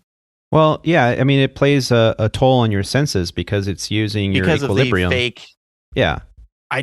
Because in all it still happens now, and I hate those things. Yeah. Because they make me feel like the sensory it's just not right. Yeah. And then you do a V1 cut and I have a headache and I have nausea. Well, that's why it's like after an everyday this occurrence, a recurrent. During the debrief, and for any of you that have experienced this, you'll know exactly what I'm talking about. And if you don't, eventually you will. You're in the simulator. You're on day 3 of the sims. You're doing your maneuvers validation. You're doing your V1 cuts. You're doing your single engine approaches and all that stuff. Your single engine go arounds, and you come out of the sim and it's bang, bang, bang, bang, bang. And you do it all, and you do it within your what they used to call practical test standard, whatever they call it now. You do everything. You're in the rails. You pass. The check airman says, "Great job, you guys did a great job. Let's go into the debrief." And in the 6 or 7 minutes it takes you to go get a drink of water, go to the bathroom, and then come into the debrief classroom. Thank you, Terry. You're just sitting there like a zombie, like you look at each other, you and your sim partner, and then they go, "Okay, well, great job. You did this, this, and this," and you're like, and you're okay. So here's some notes for you. There's zero retention there. You're mentally exhausted because you've been a hair trigger, tip of the spear, laser focused. You've had the blinders on. You're focused on what's happening, and you've used every ounce of energy mentally and physically to make sure that you stay within a standard to handle the most unrealistic expectation of what would happen in an airplane. Unless even Sully's miracle flight, they didn't have that much going on. I mean, they had, the bird strike, the dual engine failure. They did a good job. They started the APU and they ditched the airplane. Did they do a single engine go around with a V1 cut with a approach to minimums on a non-managed, non-ILS approach, single engine to a go around because there was a fuel truck on the runway and the instructor says it's a fuel truck on the runway, go around? No, they didn't do all that shit. They just handled one emergency and they did a great job. Don't get me wrong. I'm not critiquing them at all. But what I'm saying is it's an unrealistic expectation for us to handle every single emergency. And Roger, what you said is absolutely accurate. You come out of there, your brain is mush. In the debrief, you're never going to remember anything. That's why I always take notes. And sometimes I look at my notes and I go, I don't know what the freak I was writing there because I have no idea. I feel like now everything's just so cramped into a 3 or 4 hour sim period. Yeah. Like everything's they don't want you spend extra couple days in the sim because everything's about the cost, right? It's all about money. Well, they don't have the staffing or the simulators, and now I got recurrent coming up. Yep. And I just found out that if you're in LA, they no longer send you to Dallas for recurrent; they send you to Phoenix because they just don't have the staffing and the sim availability. So now they've reopened the former Phoenix training facility. So I guess I'll be going to Phoenix for my recurrent, which is next month. So, well, I mean, that short hop over there from LA and it'll be fun. I look forward to it to get my brains bashed in. I had CQ earlier this month, and it was exactly as you described. The first day was like a warm up session. But then, it was still, they were still throwing stuff at us, it was still had some train to proficiency type maneuvers. So at the end of it, you're just like, ugh. And then you got to go in the next day and actually do the evaluated part of it. And at the end of that, head to the airport and go get on a plane. And I slept on that flight home because it really does take it out of you. Yeah. My favorite things when the instructors, at the end of the debrief, hey, you remember on this maneuver, you forgot to say this, or you did this a little quirky, and you're like, what? That was like 3 hours ago. Just don't, Yeah, you RAM dumped that information. Your CPU has been processing that was 3 at high hours speed. and 8 approaches ago, man. 5 engine failures. Yeah. What are we talking about? Now, Terry, you did mention your recurrent. Let's talk about that a little bit and move on to you. You're flying at Transglobal. You've been doing a great job on the 7.3, and you just did a recurrent, and you found out recently that you're changing equipment. What's going on? Yes, sir. So, I've always liked the bigger airplanes, the wide bodies, and one in particular. I've always had a I don't want to say fascination, but I've always loved the 757. So, it was my goal to get on that airplane at some point. And I figured, we had a vacancy bid open up. We've had multiple because we have multiple unfilled captain vacancies, but that's a different story. But anyway, they opened that up, and I figured, what the hell? I'll throw my name in the ring, and maybe I'll get it, maybe I won't. But I didn't expect that. Because I'm on the 7.3 and that's the bulk of our fleet, I figured that I would be on that through the summer. And then lo and behold, I got the award on the most recent vacancy bid. And then, add further surprise to it. I go to training in mid-June. Wow. So quick. Yeah. So I'll be on I'll go to training for the 7.5, 7.6 for about, I think it's about 5 weeks, mid-June through mid-July, and then go try that fleet out. Is that going to be a Denver training facility? It'll be training in Denver, and then who knows where I'll be for OE, because it's just dependent on the LCAs and where they are. But right. LCA meaning a line check airman. Line checker. Yeah. How many 7.5, 7.6s do you guys have left? Because that's kind of a dying airframe, isn't it? Across the, we still have quite a few. Really? Yeah. It's, the 737 fleet could be its own airline. I mean, there's over 400 of them. And then the other half of the airline is everything else.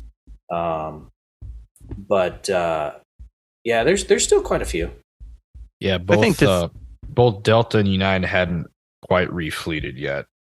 It's in that process. I was going to say, isn't it? Because I think a lot of those newer, the NG 7.3s are replacing the 7.5s.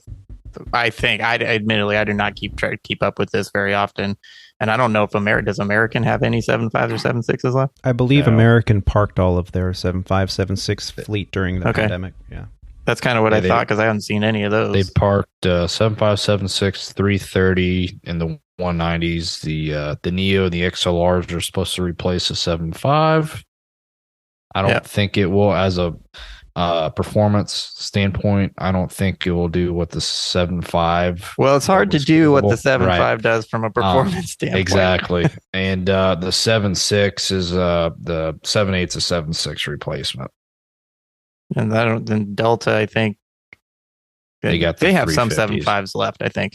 Right now. Actually. Yeah, they have they're refleeting with the 330 Neos and the 350 coming out. Yeah, for us, the 7.5s will eventually be replaced by the I believe it's a 321 XLR. But for now, and it's kind of funny because the 737-900 has as many seats as the 7.5-200. Yep.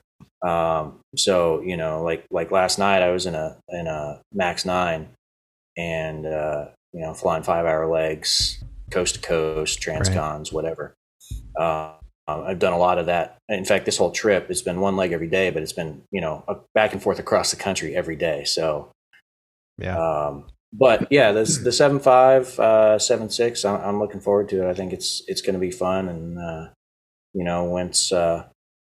once those fleets start to go away, then maybe I'll look at something else. Now, the interesting, you'll have the experience and especially for you who, you want to fly a 7.5 and you'll always have that now.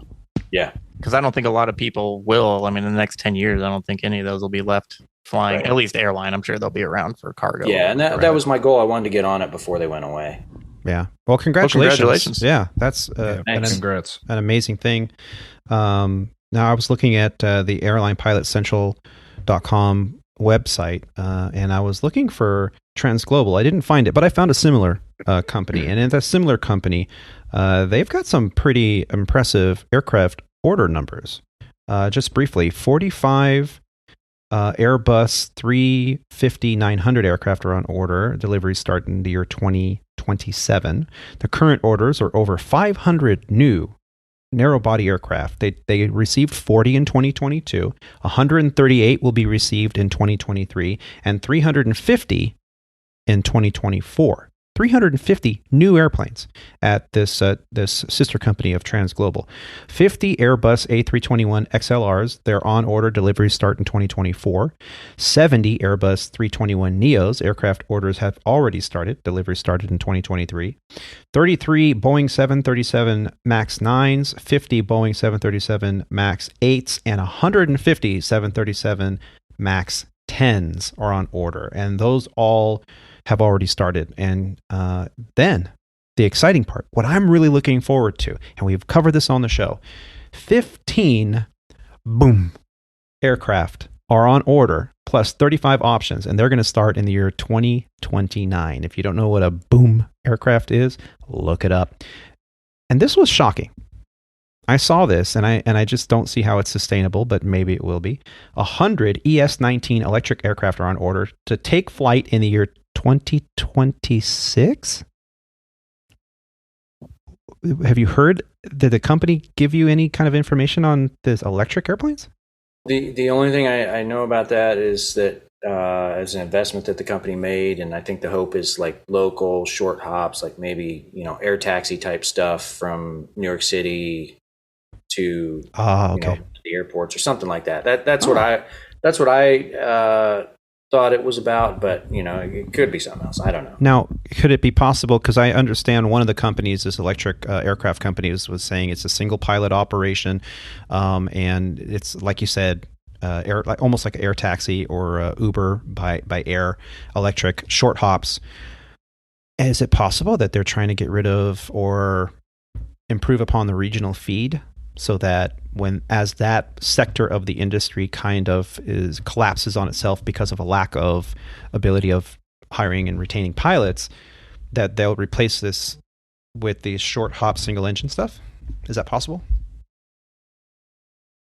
I very well could be, with not only the pilot shortage, but like you said, Tony, I think the regional stuff starting to implode on itself. Yeah, and paying pilots hundreds of thousands of dollars to come fly a regional airplane, it just is not sustainable. So it's not correct. Yep, you can't pay $505,000 in a course of 3 years to fly a 76-seat airplane. It just you can't do it long term. Yeah. Well. Anyway, congratulations, Terry. Thank you, Kyle, as well for your input. I know, Kyle, you said you've got to go here. Yep, got to go. Baby and wife's calling. Okay. And got to get going. Well, it's been a pleasure to have you on. I'm so happy that you were able to join us today. I look forward to having you join us again here in the near future. It's always good to hear your input and what you've been up to in your journey. Me too. I'm looking forward to it. And as these house projects come to an end, should be have more time going forward, and wanting to keep trying to join you guys when you guys come. I'm either out flying or most of the time I'm out flying on the road. So, yeah. But I keep checking in when you guys are having it, and enjoy coming and talking to everybody. Yeah. Always a pleasure to have you. Thank you. Awesome. Thank you, guys. We'll see you. Take care, Kyle. See you, We'll Kyle. see you. Bye-bye. So, and then there were three. Now, Roger, you have been so patiently listening to us drone on and on about our schedules, about our training, about diverting. Now, what I found interesting, and Roger, it's always a pleasure to have you on the show. Your input is so welcomed because you give us a perspective that helps keep us grounded. You had some training that recently you were in, some recurrent training, and your training is different than airline training because with airline training, it's a self-sustained facility. You're at their facility at whatever airline you're at, and their scheduling department. And you're taken care of. All you got to do is show up with your kit bag, ready to go, right? But for you have to hire out the training, right? You're going to a facility that you've paid to get this recurrent training done. And how did you end up only completing half? I was going to say it's so funny. It's not really funny. It's so much interesting. How different just everything at my operation is, and really not my operation, but from a 91 is from you guys. Like you guys come on and it's scheduling and edict times, which we have edicts from time to time, but that's not something we deal with very often because we go to smaller airports. But you guys, it's scheduling, edict times and weather and diverting and all that stuff. Like, and we've said it multiple times before, is like, then these are the least of my problems, some of which I don't really actually deal with a whole lot of them. But the stuff that I do is the operational side before I even leave my house for the airport. And the training aspect is just kind of one of those things. Like, yeah, you guys literally just show up. The airline says this is when your recurrent is. It is in-house training. You go to wherever your mothership is, whether that's, Houston, Denver, Dallas, Atlanta. Mm-hmm. We have to contract out for it. So that's what we did. We have typically for part 91, it's a 4-day recurrent course for just about every aircraft type. The Gulfstream is what I just did. I have to do the Falcon, the Dassault Falcon here in a couple months as well. They're both 4 days. I just had my Gulfstream recurrent, and those staffing issues that people talk about in the airline industry and in the hotel industry and every other industry that you can probably fill in is the same thing. And that's kind of what bit us. We showed up for recurrent last Friday. We had ground school for 2 days. It was 2-day ground school and 2 days of sim. And there was kind of rumblings from the very beginning. And I won't get into the specifics of it, but basically there were rumblings from the beginning because one of the only 2 guys that did the quote unquote check rides was sick. And apparently he was sick. He was pretty sick. Well, I'll just kind of leave it at that. There's some concern for him. And so I don't know him, but I wish him the best. But, yeah. And we went to day 1 of ground school and day 2 of ground school. And, well, your schedule will probably change. And we woke up the next day, which was Sunday morning, just a couple days ago. And sure enough, we got a phone call. Hey, we are not going to be able to do your last sim tomorrow. Like, we don't know what we're going to do, but we're not going to be able to do it. Yeah. Okay. I mean, at that point, what do you say? I mean, if you don't have an instructor, right, you can't do it. But then there's a cascade of events that kind of took place from an operational standpoint because you've got now 2 pilots that were supposed to be finishing up with training yesterday. There are 4 airplanes that need to get staffed. Now I need to then have 2 pilots go back to training because you have to complete the recurrent before you're no longer current in the airframe. Well, how does that affect the rest of the schedule? Because now we have to staff those flights that these other pilots were supposed to work, but we don't know when yet. And so, we ended up, I was actually in Vegas for this training. we elected to drive back because, of course, this was Sunday where everybody is departing Vegas and there was not a flight to be found with seats on it until 9 hours later. We just elected to drive and got home. And then yesterday it was basically, picking up the pieces and making phone calls and juggling the schedule. And this is when we can do it because, I'm going to Grenada in a couple weeks for a week and a half. I need to get the training done by the end of this month because that's, I'm now in my grace because my base month is April. So I'm now in my grace, which is fine, but I cannot continue into June. Right. So I need to fly this trip that's already scheduled for the owner, but I have to get training done. I'm going to the Kentucky Derby here on Thursday of this week, so I can't do this weekend. And then there's other flights that are in the future with that week and a half trip to Grenada, plus a couple of other things sprinkled in there. And so just kind of putting all that stuff together. But that's the interesting part is all this stuff that I, for lack of better terms, have to stress over. Mm-hmm. Like you guys don't ever think that you just literally show up at the gate. You don't even carry around a 50-pound flight kit anymore because it's all electronic. You just show up at the gate. They give you this paper and you walk down the jetway and you sit down and go, well, do I have a scratch in my throat here? Can I make this flight? I guess I'm okay. I think I'd say that part in jest. I don't know. I don't have anal glaucoma very often. That's when you call your schedule and go, I just can't see my ass coming to work today. and that's kind of the funny part of it is that all this stuff that the cascade of events, because everything is outside and has to be done operationally by ourselves, who are also the pilots, versus the stuff that you guys have. It's just a very different. It's a completely different industry. Period. I mean, it's all aviation, and once you got wings on your shirt, you're good. You're golden. You're one of us. But it's just so very different. The logistics that you have to organize are very real, completely and unpredictable. Exactly. And you're juggling. It seems to me that you're juggling, sticks on fire, chainsaws, and knives constantly. Yeah, without any safety net. Yeah. That safety net being reserve pilots or however you want to refer to it as, because if we have 4 airplanes, how many pilots does it take to fly each airplane? Well, that's 2. So 4 times 2, that's 8. Guess how many pilots we have? We have 8. There is no wiggle room. Oh, yeah. And then, each pilot has this, that, and the other that, they have personal lives, and we try to respect that. But at some point, something has to give. And right. Depending on what's going on, more things have to give than other times. But yeah. So that's kind of was my short recurrent story of I'm in the middle of recurrent, and I think I got it scheduled for the end of next week. Okay.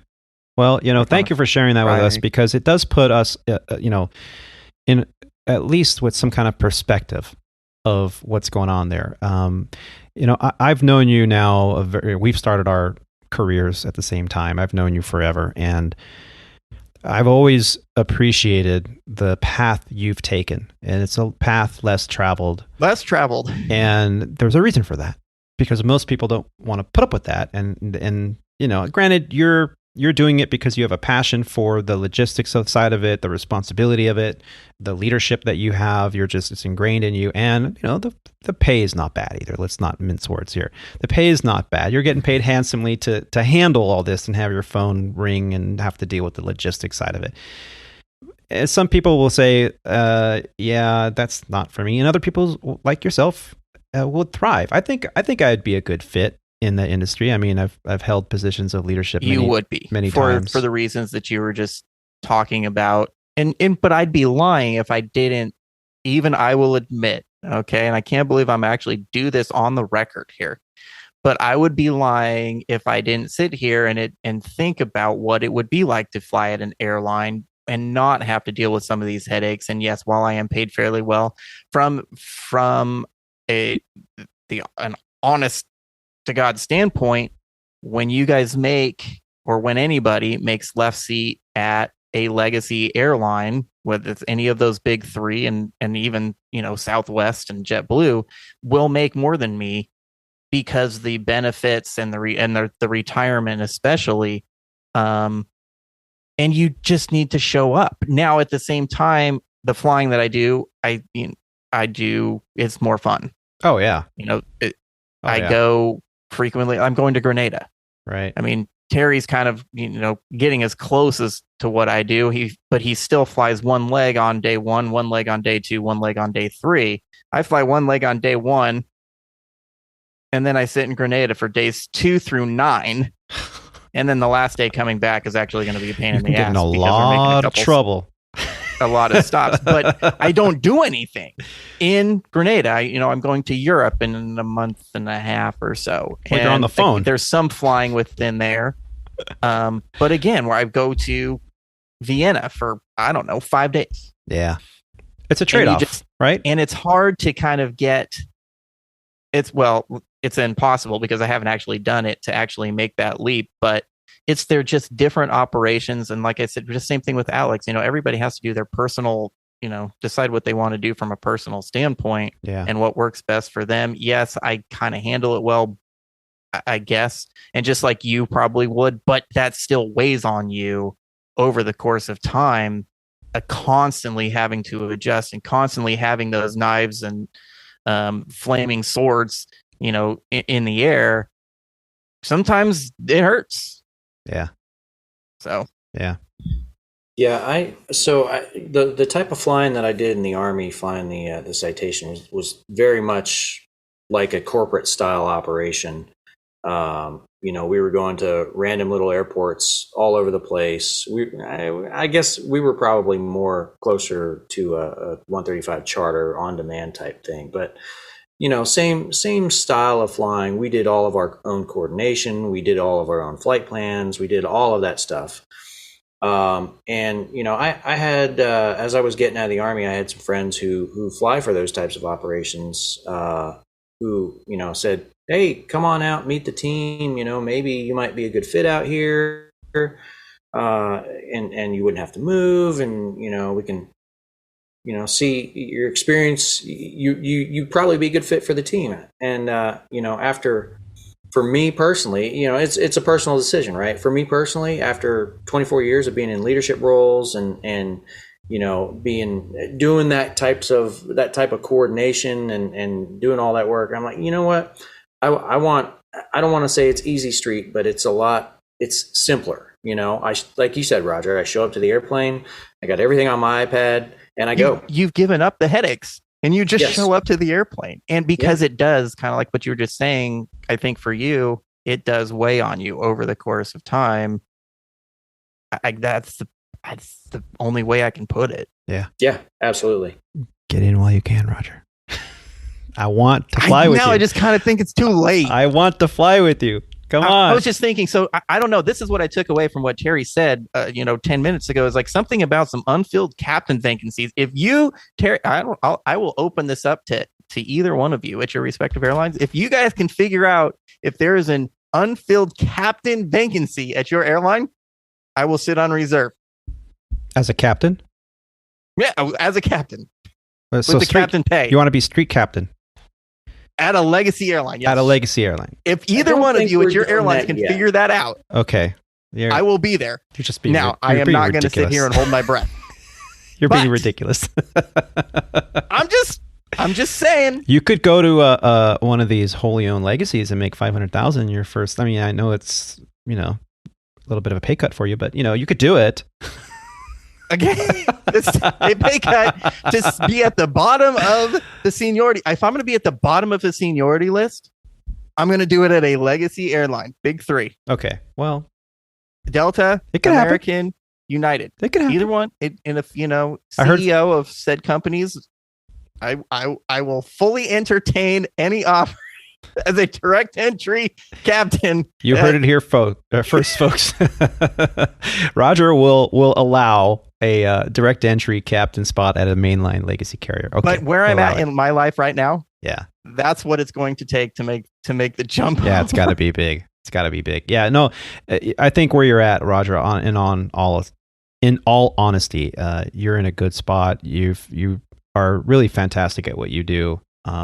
your organization would be absolutely batshit crazy to have you not be happy and have you leave, because I don't think they could replace you easily. That's not what you do, is very unique, and it takes years of practice to be able to coordinate how you coordinate, get it done, and fill all the shoes you do. That's why I'm always giving you a hard time, because I say you're doing 5 jobs. You should be getting paid 5 times the amount. But I mean, it doesn't work like that. And I think that Terry could also would attest to this, is that it does take a certain type of person with a certain skill set as well. You just couldn't go, I mean, if you just want to use the airlines, you just couldn't pick any pilot at any airline and put them and have them do what I do. And even the pilots at my operation, not maybe any of them, could do what I do, because it's a skill set. And that's not bagging on any pilot. We all have different gifts. Organization, seeing the big picture. Even my boss, I do the things that I do because it's something that I can see, and it's not because I want to. It's just I can see the Tetris game in my head, with whether that's just in my head or if I'm looking at the schedule and all the moving pieces that are not really on the schedule. I can see it, but it takes a certain type of person, right? And I have no idea why I'm that way. But at some point, would I say that I want to do it? Well, not necessarily, but if I don't, somebody else does. And if they can't put it together with efficiency, it's going to get ugly for everybody, because then everybody's kind of running a roughshod schedule all over the place and nobody's happy. And so I think that's kind of why, I guess that's why I do it. Yeah. Yeah. Well, they're lucky to have.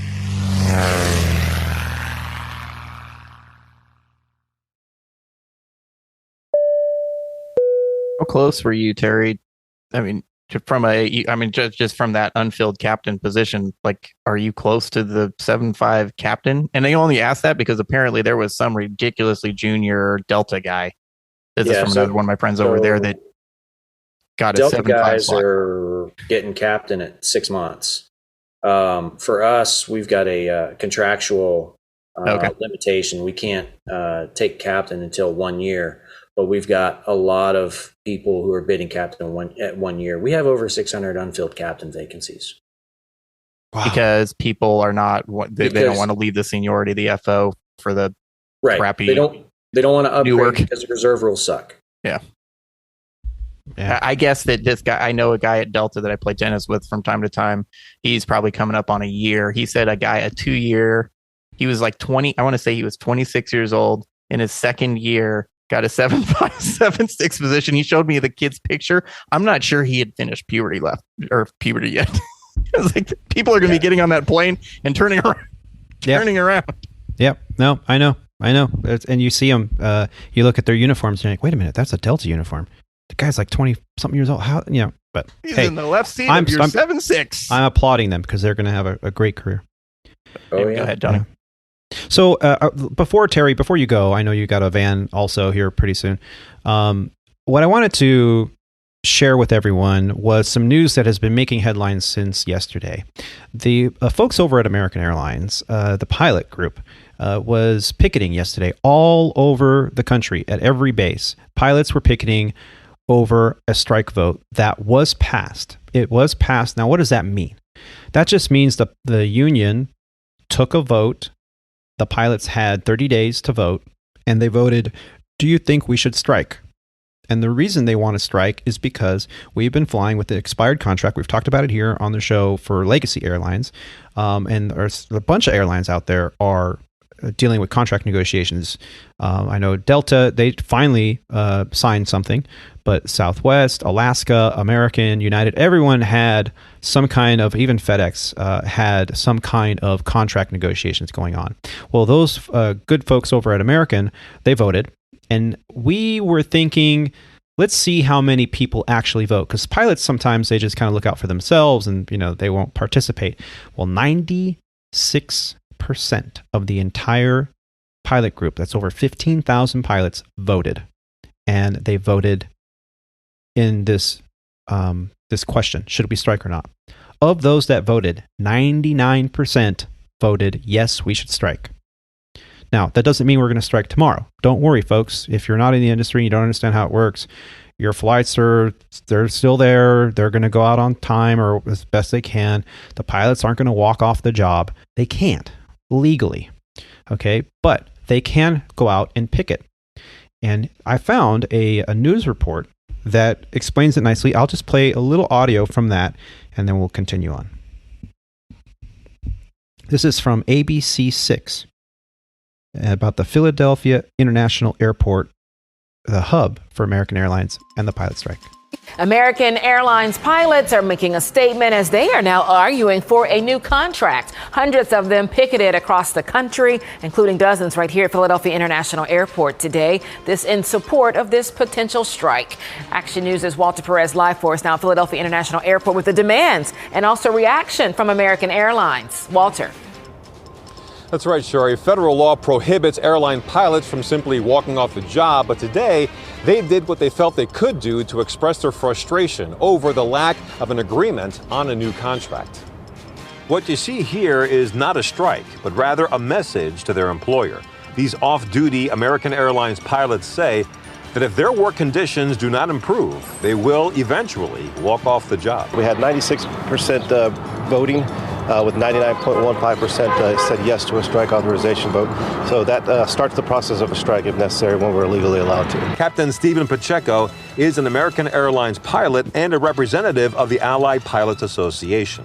He says there is a handful of issues they seek to resolve, but the primary issue is scheduling. The pilots we spoke with today say their weekly schedules lack predictability and result in pilots working unusually long shifts on a regular basis. The result is flying fatigued and a work-life balance that is off-kilter at best, non-existent at worst. Negotiations first started in January of 2019, but then delayed by COVID. Regardless, these pilots say that even with the pandemic taken into account, it's been more than 4 years now and still no new contract. American Airlines sent Action News a statement reading in part, "We remain confident that an agreement for our pilots is within reach and can be finalized quickly. The finish line is in sight." Captain Pacheco says he wishes he shared in their enthusiasm. We've been working for a new contract for four years. We're close, but not close enough, and we're waiting to let management know, hey, we're ready to do the ultimate strike thing if we need to. Now, with all the legal hoops that airline pilots have to jump through to legally go on strike, we're told it would take about a year before American Airlines pilots would be allowed to walk off the job. So at this point, it seems that a strike before this coming summer seems unlikely. Reporting live from Philadelphia International Airport, Walter Perez, Channel 6, Action News. So that was a nice report because it kind of outlined the process, how long it takes, what happens. So don't worry, folks. Your flights will probably still go out as normal. Now, Terry, before you go, did you have any thoughts on the effort that these American Airlines pilots are making about going on strike or having the strike vote, I should say? I have to be careful how I speak here, once again, as a probationary pilot. But, there are several airlines who are going through this process right now. American's one. I know that the folks at Southwest, I believe their vote has just opened up. Mm-hmm. And I have several buddies at Southwest who, they all changed their Facebook profile pictures to I voted yes for a strike. Mm-hmm. And I know that United is going through contract negotiations right now. The only ones I think that got contract, Delta and Alaska were the most recent to get contracts, but everybody else is in negotiations. And right now with the pilot shortage and different conditions, working conditions at different airlines, and just the travel demand. I think that the managements are going to have to, figure things out sooner or later if they don't want a significant disruption to their operations. Yeah. Now, the question was posed, why can't we just strike? Why can't we just call in sick one day and give them a message, right? Well, what we wanted to explain is that under the Railway Labor Act, airline employees must participate in a lengthy mediation process expressly designed to force a resolution before they can strike. If the mediation fails, the president may order a 60-day cooling off period during which airline workers must return to work if he feels a strike would substantially disrupt the national transportation system. This is the President of the United States that's getting involved. If this fails, Congress may force both sides to accept a settlement or may extend the cooling off period indefinitely. This is what happened to American airline pilots back in 1997 when President Clinton ordered the cooling off period of 4 minutes after they went on strike. So they went on strike. 4 minutes later, the president said, get back to work. They were also forced to accept a settlement. The Railway Labor Act outlaws sick-outs because they're just an end run around the purpose of the law, which is to prevent the transportation strikes. According to a federal judge, that threatening to fine the pilots or the pilots' union for the encouraged sick-outs when those occur, the union usually will back down. So that's why we can't strike. As transportation employees, we're essential services for the country, for the goods to get around the country, for people to get around the country, for businesses to stay active. So we can't just go on strike. Pilots can't do it. I've got to run, but I wanted to point out that the railroad workers, just in the last, 6 months or so, just went through this process where Congress got involved and basically they went back to work and they didn't get everything they wanted. So Railway Labor Act is real. Yep, it is real. Well, Terry, I know you got to go. Thank you so much for joining us today. It's always a pleasure to have you. We look forward to hearing more about your journey and your upcoming training event. So, yeah. I'll keep everybody posted.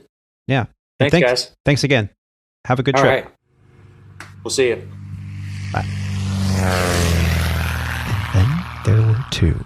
Well, Roger, before we kind of wrap it up today, the question remains, is there a pilot shortage in the country? And you're kind of seeing it because it's kind of hard to find, qualified applicants to help run your operation. The pilots are out there, but, under contract, it's kind of hard to find them.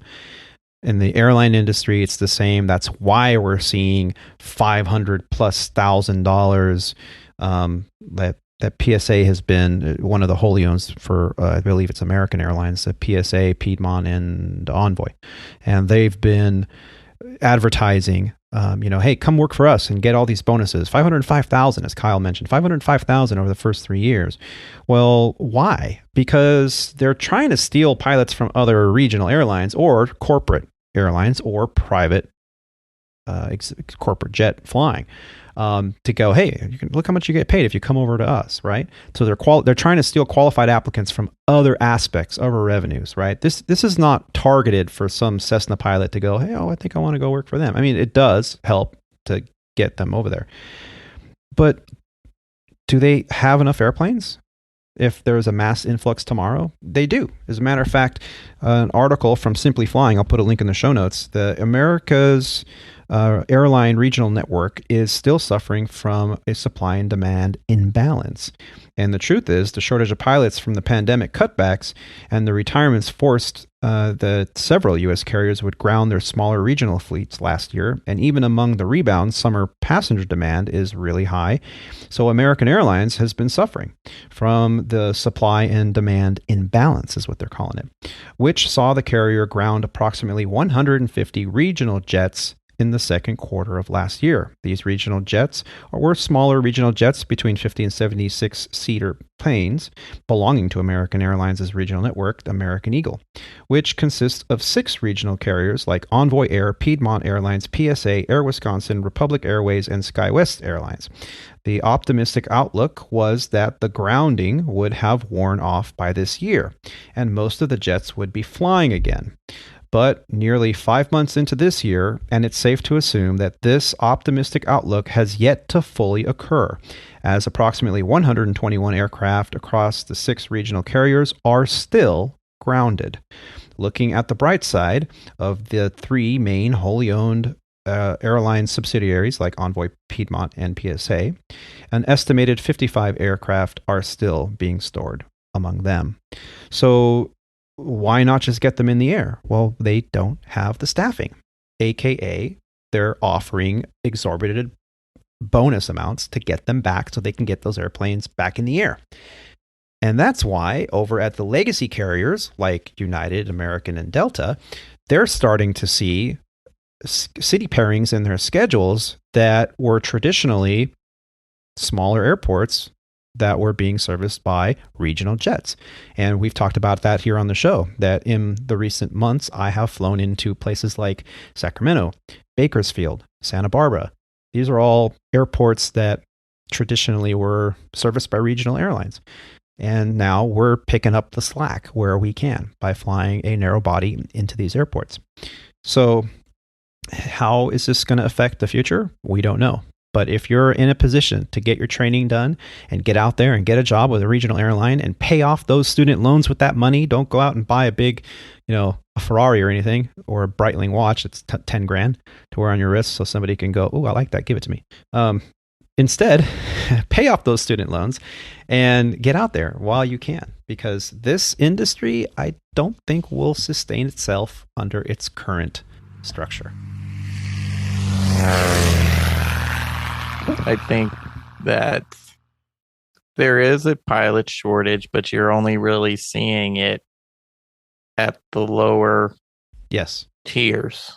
The lower tiers are your regional airlines, and they're trying to staff that, and they're trying to throw money at it.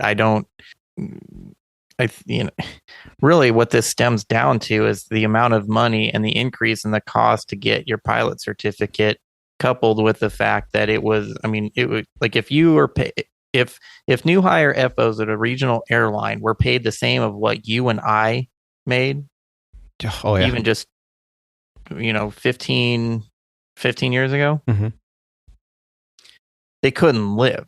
No. We barely lived. I mean, you could argue I can. I'm sure you could too. We could argue that we couldn't live. It was, some accounting gimmicks that allowed us to survive. Yeah. I don't even know where I want to go with this. Something is going to need to change. The cost of doing flight training is sizable. And it doesn't make sense for people to come into this industry when you are going to get paid the way that you were not too long ago. Because in the grand scheme of things, it really wasn't that long ago. I would argue that there were a lot of people that did not go into flying simply because they could not afford it. Yeah, it did not make economical sense. No one would give them a loan in order to go through flight training because if I'm giving you a loan and I know that you can't afford to both buy food for your family and pay me back, that's a bad loan for me to make to you, right? As a lender, right? And I don't think that that's really we've ever kind of really cleared through that. There are other people that, from an airline standpoint, myself is a good example of this, because the airline structure was so bad, I got out. Yeah. Terry was talking about captain vacancies. I mean, there are vacancies all over, even at the upper echelons. Now they can pull up people, except then that would create a large void at their feeders. Mm-hmm. In the end, something will need to get done. It will be money related. I think that the amount of money that pilots are kind of starting to get paid now is getting right sized, and even to some degree is maybe a little more than some people need to be making, but that's a different discussion. Work rules, I know, are a big issue for a lot of the regionals and even some of the legacy airlines. I think United and American, I think, are fighting over work rules more than they are for pay, as I've understood it from an outsider's perspective and uneducated, admittedly, that's what I as well. understand too. Yeah. But the reality of the situation is that we've just made it such that there was a decade probably of time in which case it didn't really make sense to become a pilot, and now is when those times are really catching up to us. I mean, and that's just because of the way that things happened back in 2008. And I refer to it as the trifecta of which really hurt me and having graduated and getting hired at ExpressJet back then, and you have the age 65, which for the lower, that's great. That helps the upper end guys. But what did that do to the low end guys? Yeah, like that stagnation screwed my career. Yeah, 5-year delay. It's a 5-year delay, and those guys that were 60 at the time never flew the regional model that we had. I mean, they didn't understand one iota of what it was like to be a regional airline pilot at all. You go talk to a 747 guy at United back then, they had no idea. We were just kind of these cockroach airplanes flying around on the ramp, or driving around on the ramp. Then you had the oil crisis. Then you had the economic crisis, and those three things hit, and it just destroyed the pilot industry, along with a lot of others. But this is an aviation podcast. Sure. And the ramifications of all that are still being worked through because of around a decade of which there just were less people learning to fly. And then COVID came in and completely screwed things up all over again. And we let, thousands of pilots go to get them off the payrolls, except I think it turned around a whole lot faster than anyone would have expected. So now we're trying to fly the airplanes because we live in a capitalistic society, and management's like, well, we got to fly these airplanes, but we don't have the pilots to do it. But the pilots are now all gone because we paid them to leave.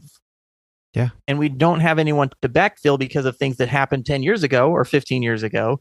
Like, how do you fix that? The one thing about a pilot is it takes time for you to gain the qualifications and to gain the experience in order to do what a jet pilot does. Not because it's hard on a daily basis, but when it does get hard, it gets really hard. Yeah. And the consequences of those are extremely high. And that's why we are paid, is for those moments, even if it's only a couple moments over a 40-year career of terror. When you're talking about the lives of hundreds of people, that makes, that's the headline on the national news. Right. I don't know how you fix it, but because it's not quick. It's not fast. There's no way. There's just no way. Right. It's a profession. And that's what I've been trying to demonstrate to all the younger pilots that I have spoken with over the years and mentored over the years. It's that this is not a job. And I dare say it's not even a career. It is a profession. It is, you can't just go tomorrow and go, I'm going to be a lawyer, or I'm going to be a surgeon. You can't. It takes years and years and years of study, of practice, of trial and error, of making mistakes and keeping it going, because you can't make a mistake in a courtroom because somebody's life will depend on it. You can't make a mistake in surgery. Someone's life depends on it. And dare I say, you cannot make a major mistake in an aircraft, especially when both pilots make the same mistake, because everyone's life on that aircraft and their families and their friends and their everything, they're all affected. It's not just your passengers. It's everyone those passengers are connected to are affected. So what we do is just as crucial as what these other professionals do, these other professions. And you can't get that knowledge overnight. That's why you don't go from flying a Cessna 172 to an Airbus unless you work for Spirit, because it's not safe. The liability is huge, and a lot of people cannot handle that fire hose. That's Niagara Falls of information that you're trying to go from a piston airplane to a narrow body aircraft like an Airbus. So the success rate is going to be very small. And even then, what experience do they have to draw upon to be a safe operator?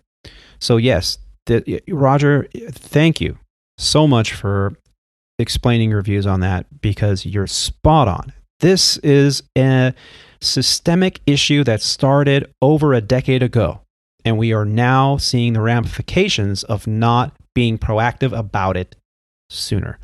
The management of these corporations and this industry has traditionally been reactive, because at the end of the day, it's all about the bottom line. And if they can hold off on a contract for just a few more years, and if they can hold off on an aircraft order, or in Southwest, in their case, if they can just hold off on spending millions on automated software that is on with the times. They can save millions. But now look at Southwest. They've had a quarterly loss that was just reported because of all the payouts that they had to do from their snafu from the holiday season. They just went down the other day again for a few hours because of their software. The software that they're using is archaic. It's from the 80s. And they never spent the money to upgrade into a more modern software. And we all know that when you're dealing with the technology that we have to deal with today to run a major U.S. airline that is in the trillions in terms of the expenses that one would have to acquire to run an airline as big as Southwest. Yeah, you gotta spend a nickel today. You absolutely do, because if you're trying to save that nickel today, tomorrow it's going to cost you $1. So this all could have been prevented. I think we could have had a lot more smooth transition and recovered from the pandemic a lot better if the systems were put in place all that time ago that would have led to more people getting into this profession. That's the whole point. You look at the numbers that AOPA puts out every year about how many commercial pilot certificates were issued. Back when you and I started, they were in the thousands every year. Thousands of people are getting commercial pilot's licensing. And now it's like in the hundreds. Last I checked, 2021 numbers. It's been a while, but they were like in the hundreds. Like, that's it? In the whole country? That's how many commercial pilot certificates were issued? And you see the ramifications now. We can't hire people. They can't find them. Let's pay them $500. I mean, some of this you're looking at a little bit of a utopian world from, kind of blaming management. And we live in a capitalistic society. It is not perfect. No. It's, arguably the best that the world has come up with, but it's still capitalistic. And you're looking at this with hindsight going, okay, well, this is what we could have done or should have done. Airlines, by their very nature, are cyclical, and they're always going to go up and they will always go down. And from a management perspective, I would not want to be responsible for running an airline. Would some things be different? Yes, but I also understand, the Southwest programming thing, that's a little bit different. But, the dragging out of the contract negotiations, I would argue on both sides that both sides are foolish, I guess, for lack of better terms. Well, that's why we have to come to a middle ground and sign something. And it's where is the middle that is what is argued over, right? And I think that eventually what the fix will necessarily be, because you can't create job, or you can create the job. You cannot create the personnel to fill those jobs.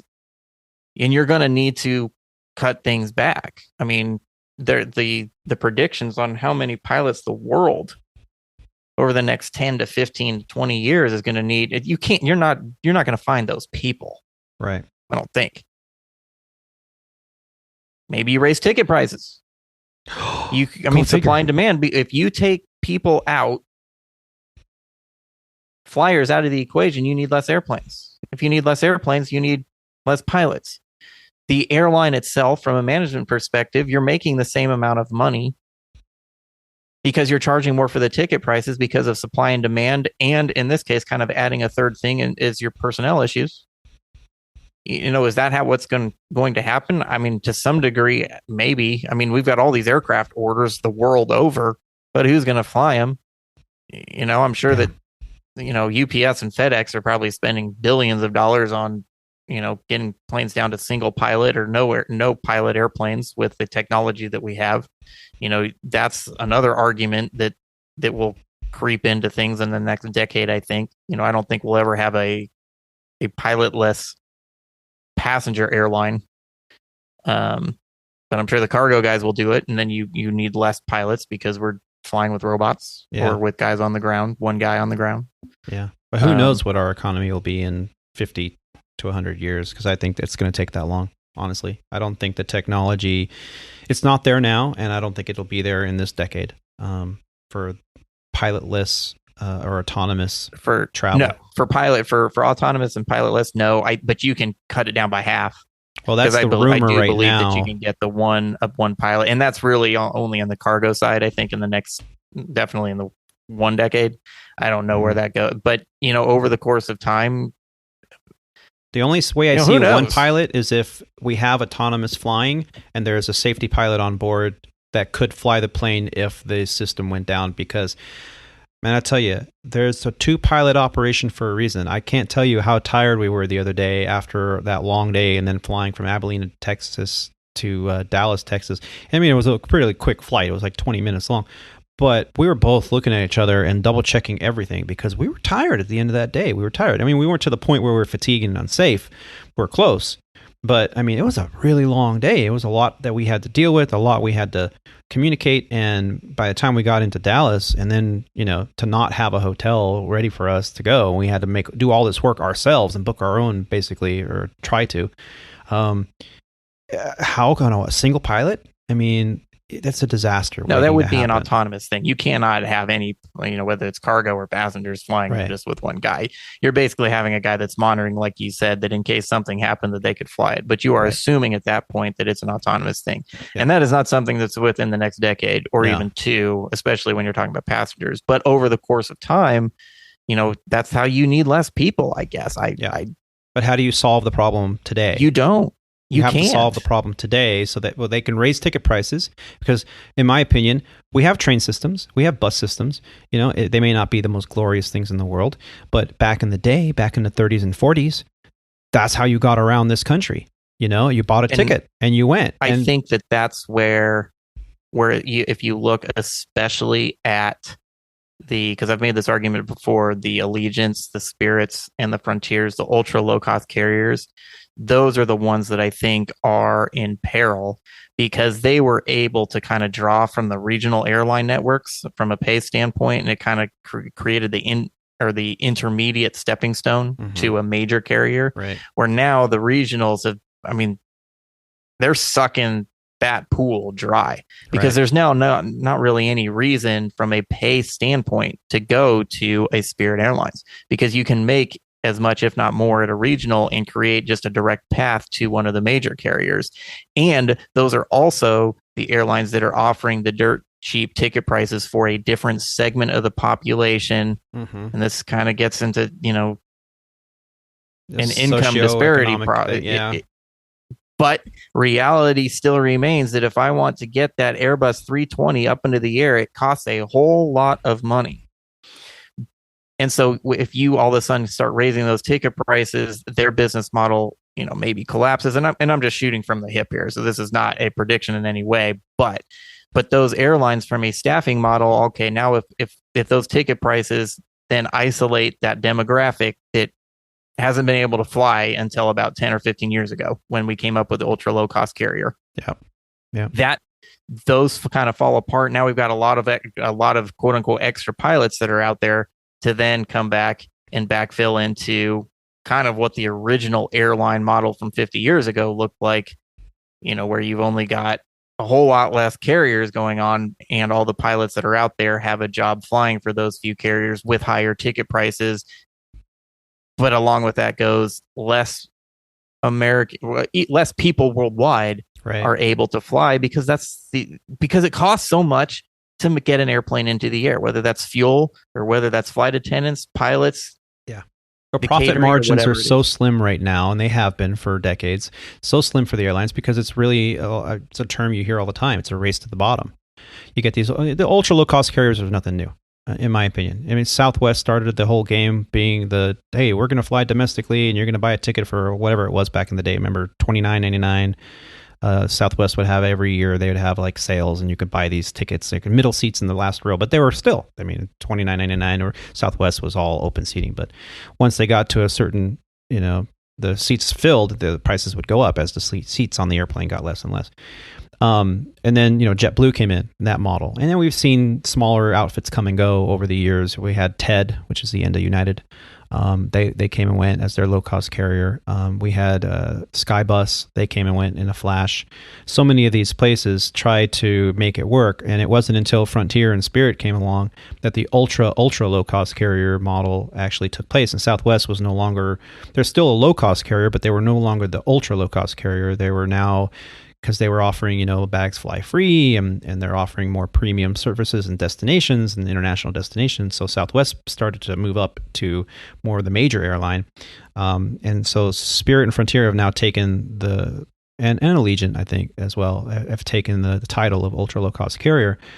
And yes, they've hurt the model because now everybody's flying, and in order to compete, because they're doing so well financially, because they're dealing with margins and quality. No, I'm sorry. They're dealing with margins and quantity over quality.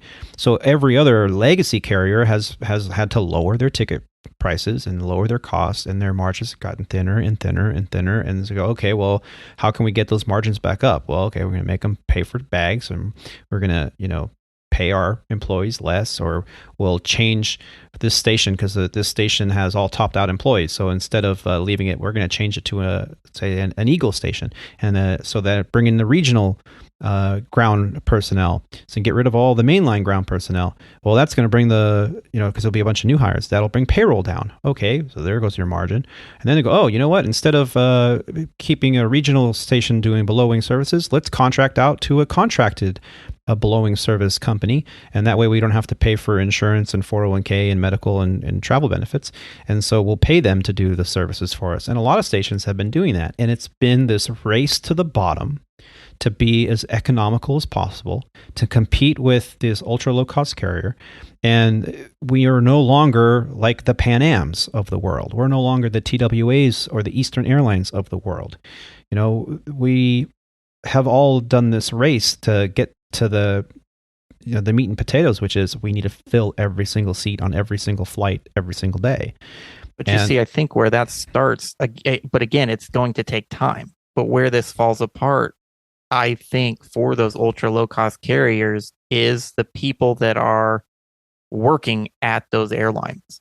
If I am a Spirit Airlines pilot right now, maybe I'm in the left seat and I can pick up extra time because and make a really good living. Do I want to leave that airline? No, I don't. So that seat is safe.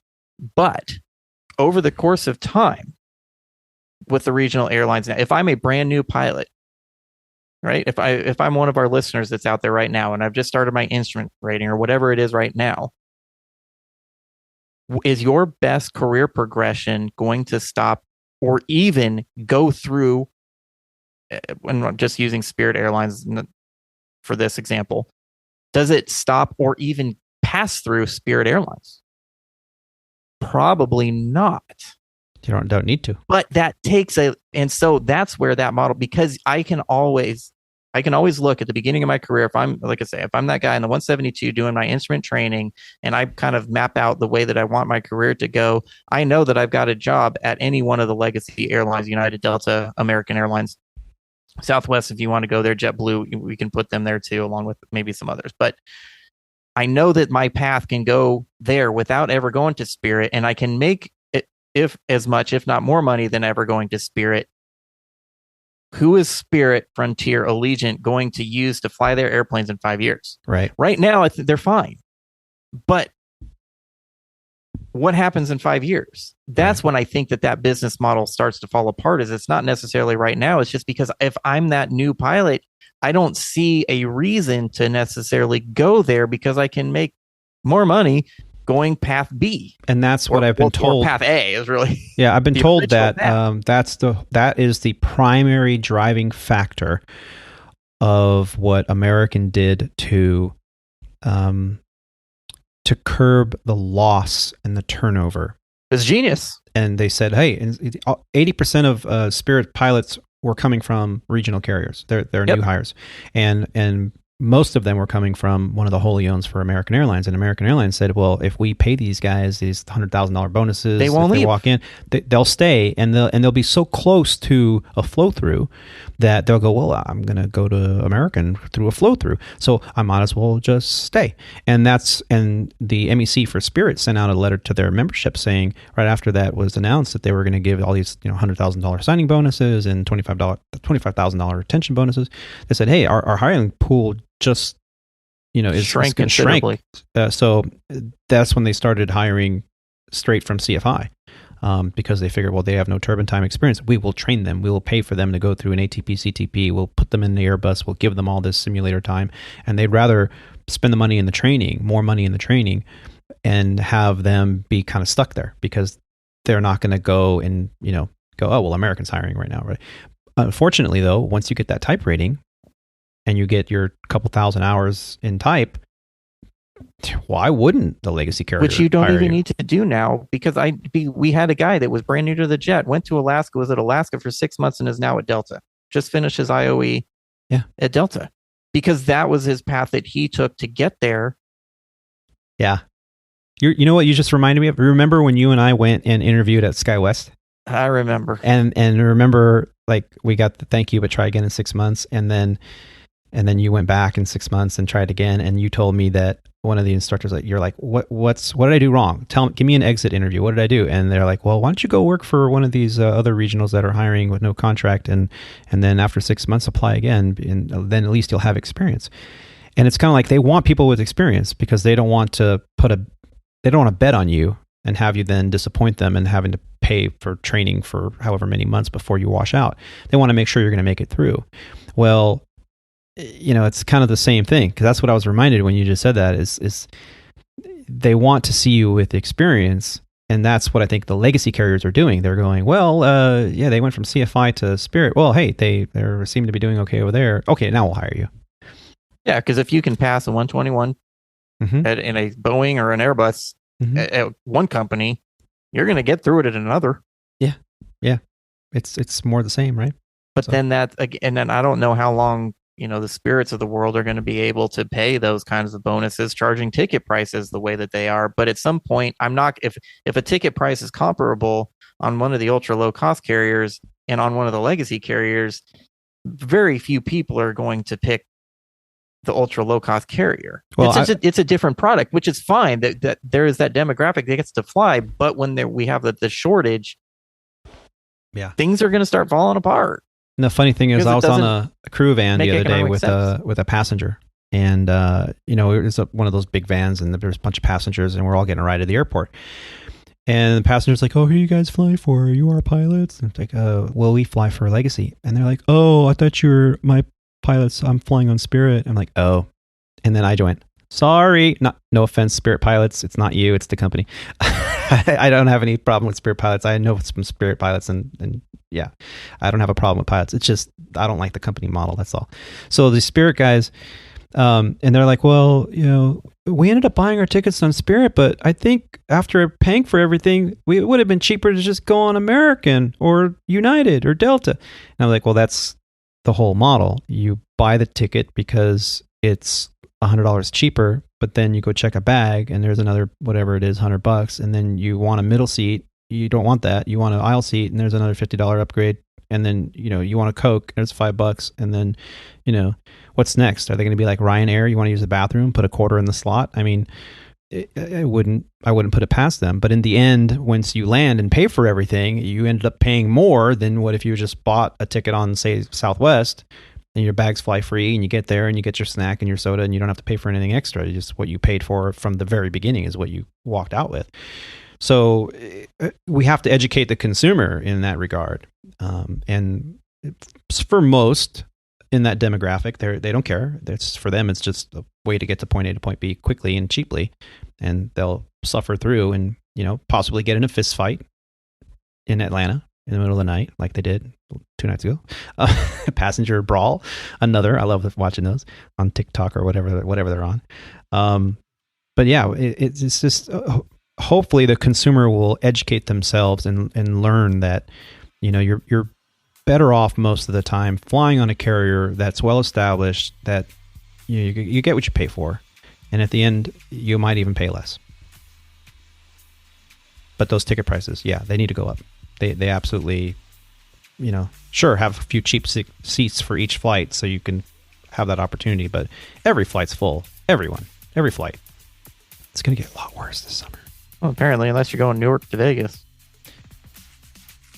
There's only 50 people on the plane. Yeah. Well, for Terry last night. But see what Terry said, though, that's normal, because when you have a 3-hour edict, everyone that's at the airport to take that flight go, oh, well, 3 hour, I'm going to miss my connection. So they're scrambling on their little keyboard, trying to get the rebookings done. And by the time the rebookings are done, now only 50 people are left that are like, no, that's my final destination. That's why I want to go. And then they go, oh, by the way, cancel that edict. Let's go earlier. That's probably, if I had to put money on it, that's why they had only 50 people or whatnot, is because of all the rebookings that happened. Because originally, I bet you they had at least 100 something people on, which is more realistic. Yeah. But anyway, I don't know what's going to happen. Yeah. Well, maybe in a year from now, we'll revisit this topic on the podcast and we'll sit here and go, we were totally wrong. We got it wrong, Roger. Which will probably be the case. Yeah, more than likely. Well, let's just wrap up the show today by saying thank you to Captain Roger, to Alex, to Terry, to Kyle for joining us today. I really did have a good time having this discussion with everyone. We went long again today. Go figure. Did you enjoy listening to our flight? Well, we hope you did. And if you did, please help us by paying it forward and sharing this podcast with your family and friends. Make sure to subscribe or follow the Squawk Ident Podcast on whatever platform you're listening on. We also love receiving listener feedback, so send that in. Send us an email. You can do so right there from our website at av8rtony.com. That's Alpha Victor, the number 8, Romeo Tango Oscar November Yankee.com. All the people on the social medias, you can follow us on whatever social media you're following us on. Not all of them, but most of them. One final thank you to all of you for taking the time to listen to these grateful aviators. Keep the dirty side down out there. Stay safe and take care of each other. Bye, y'all.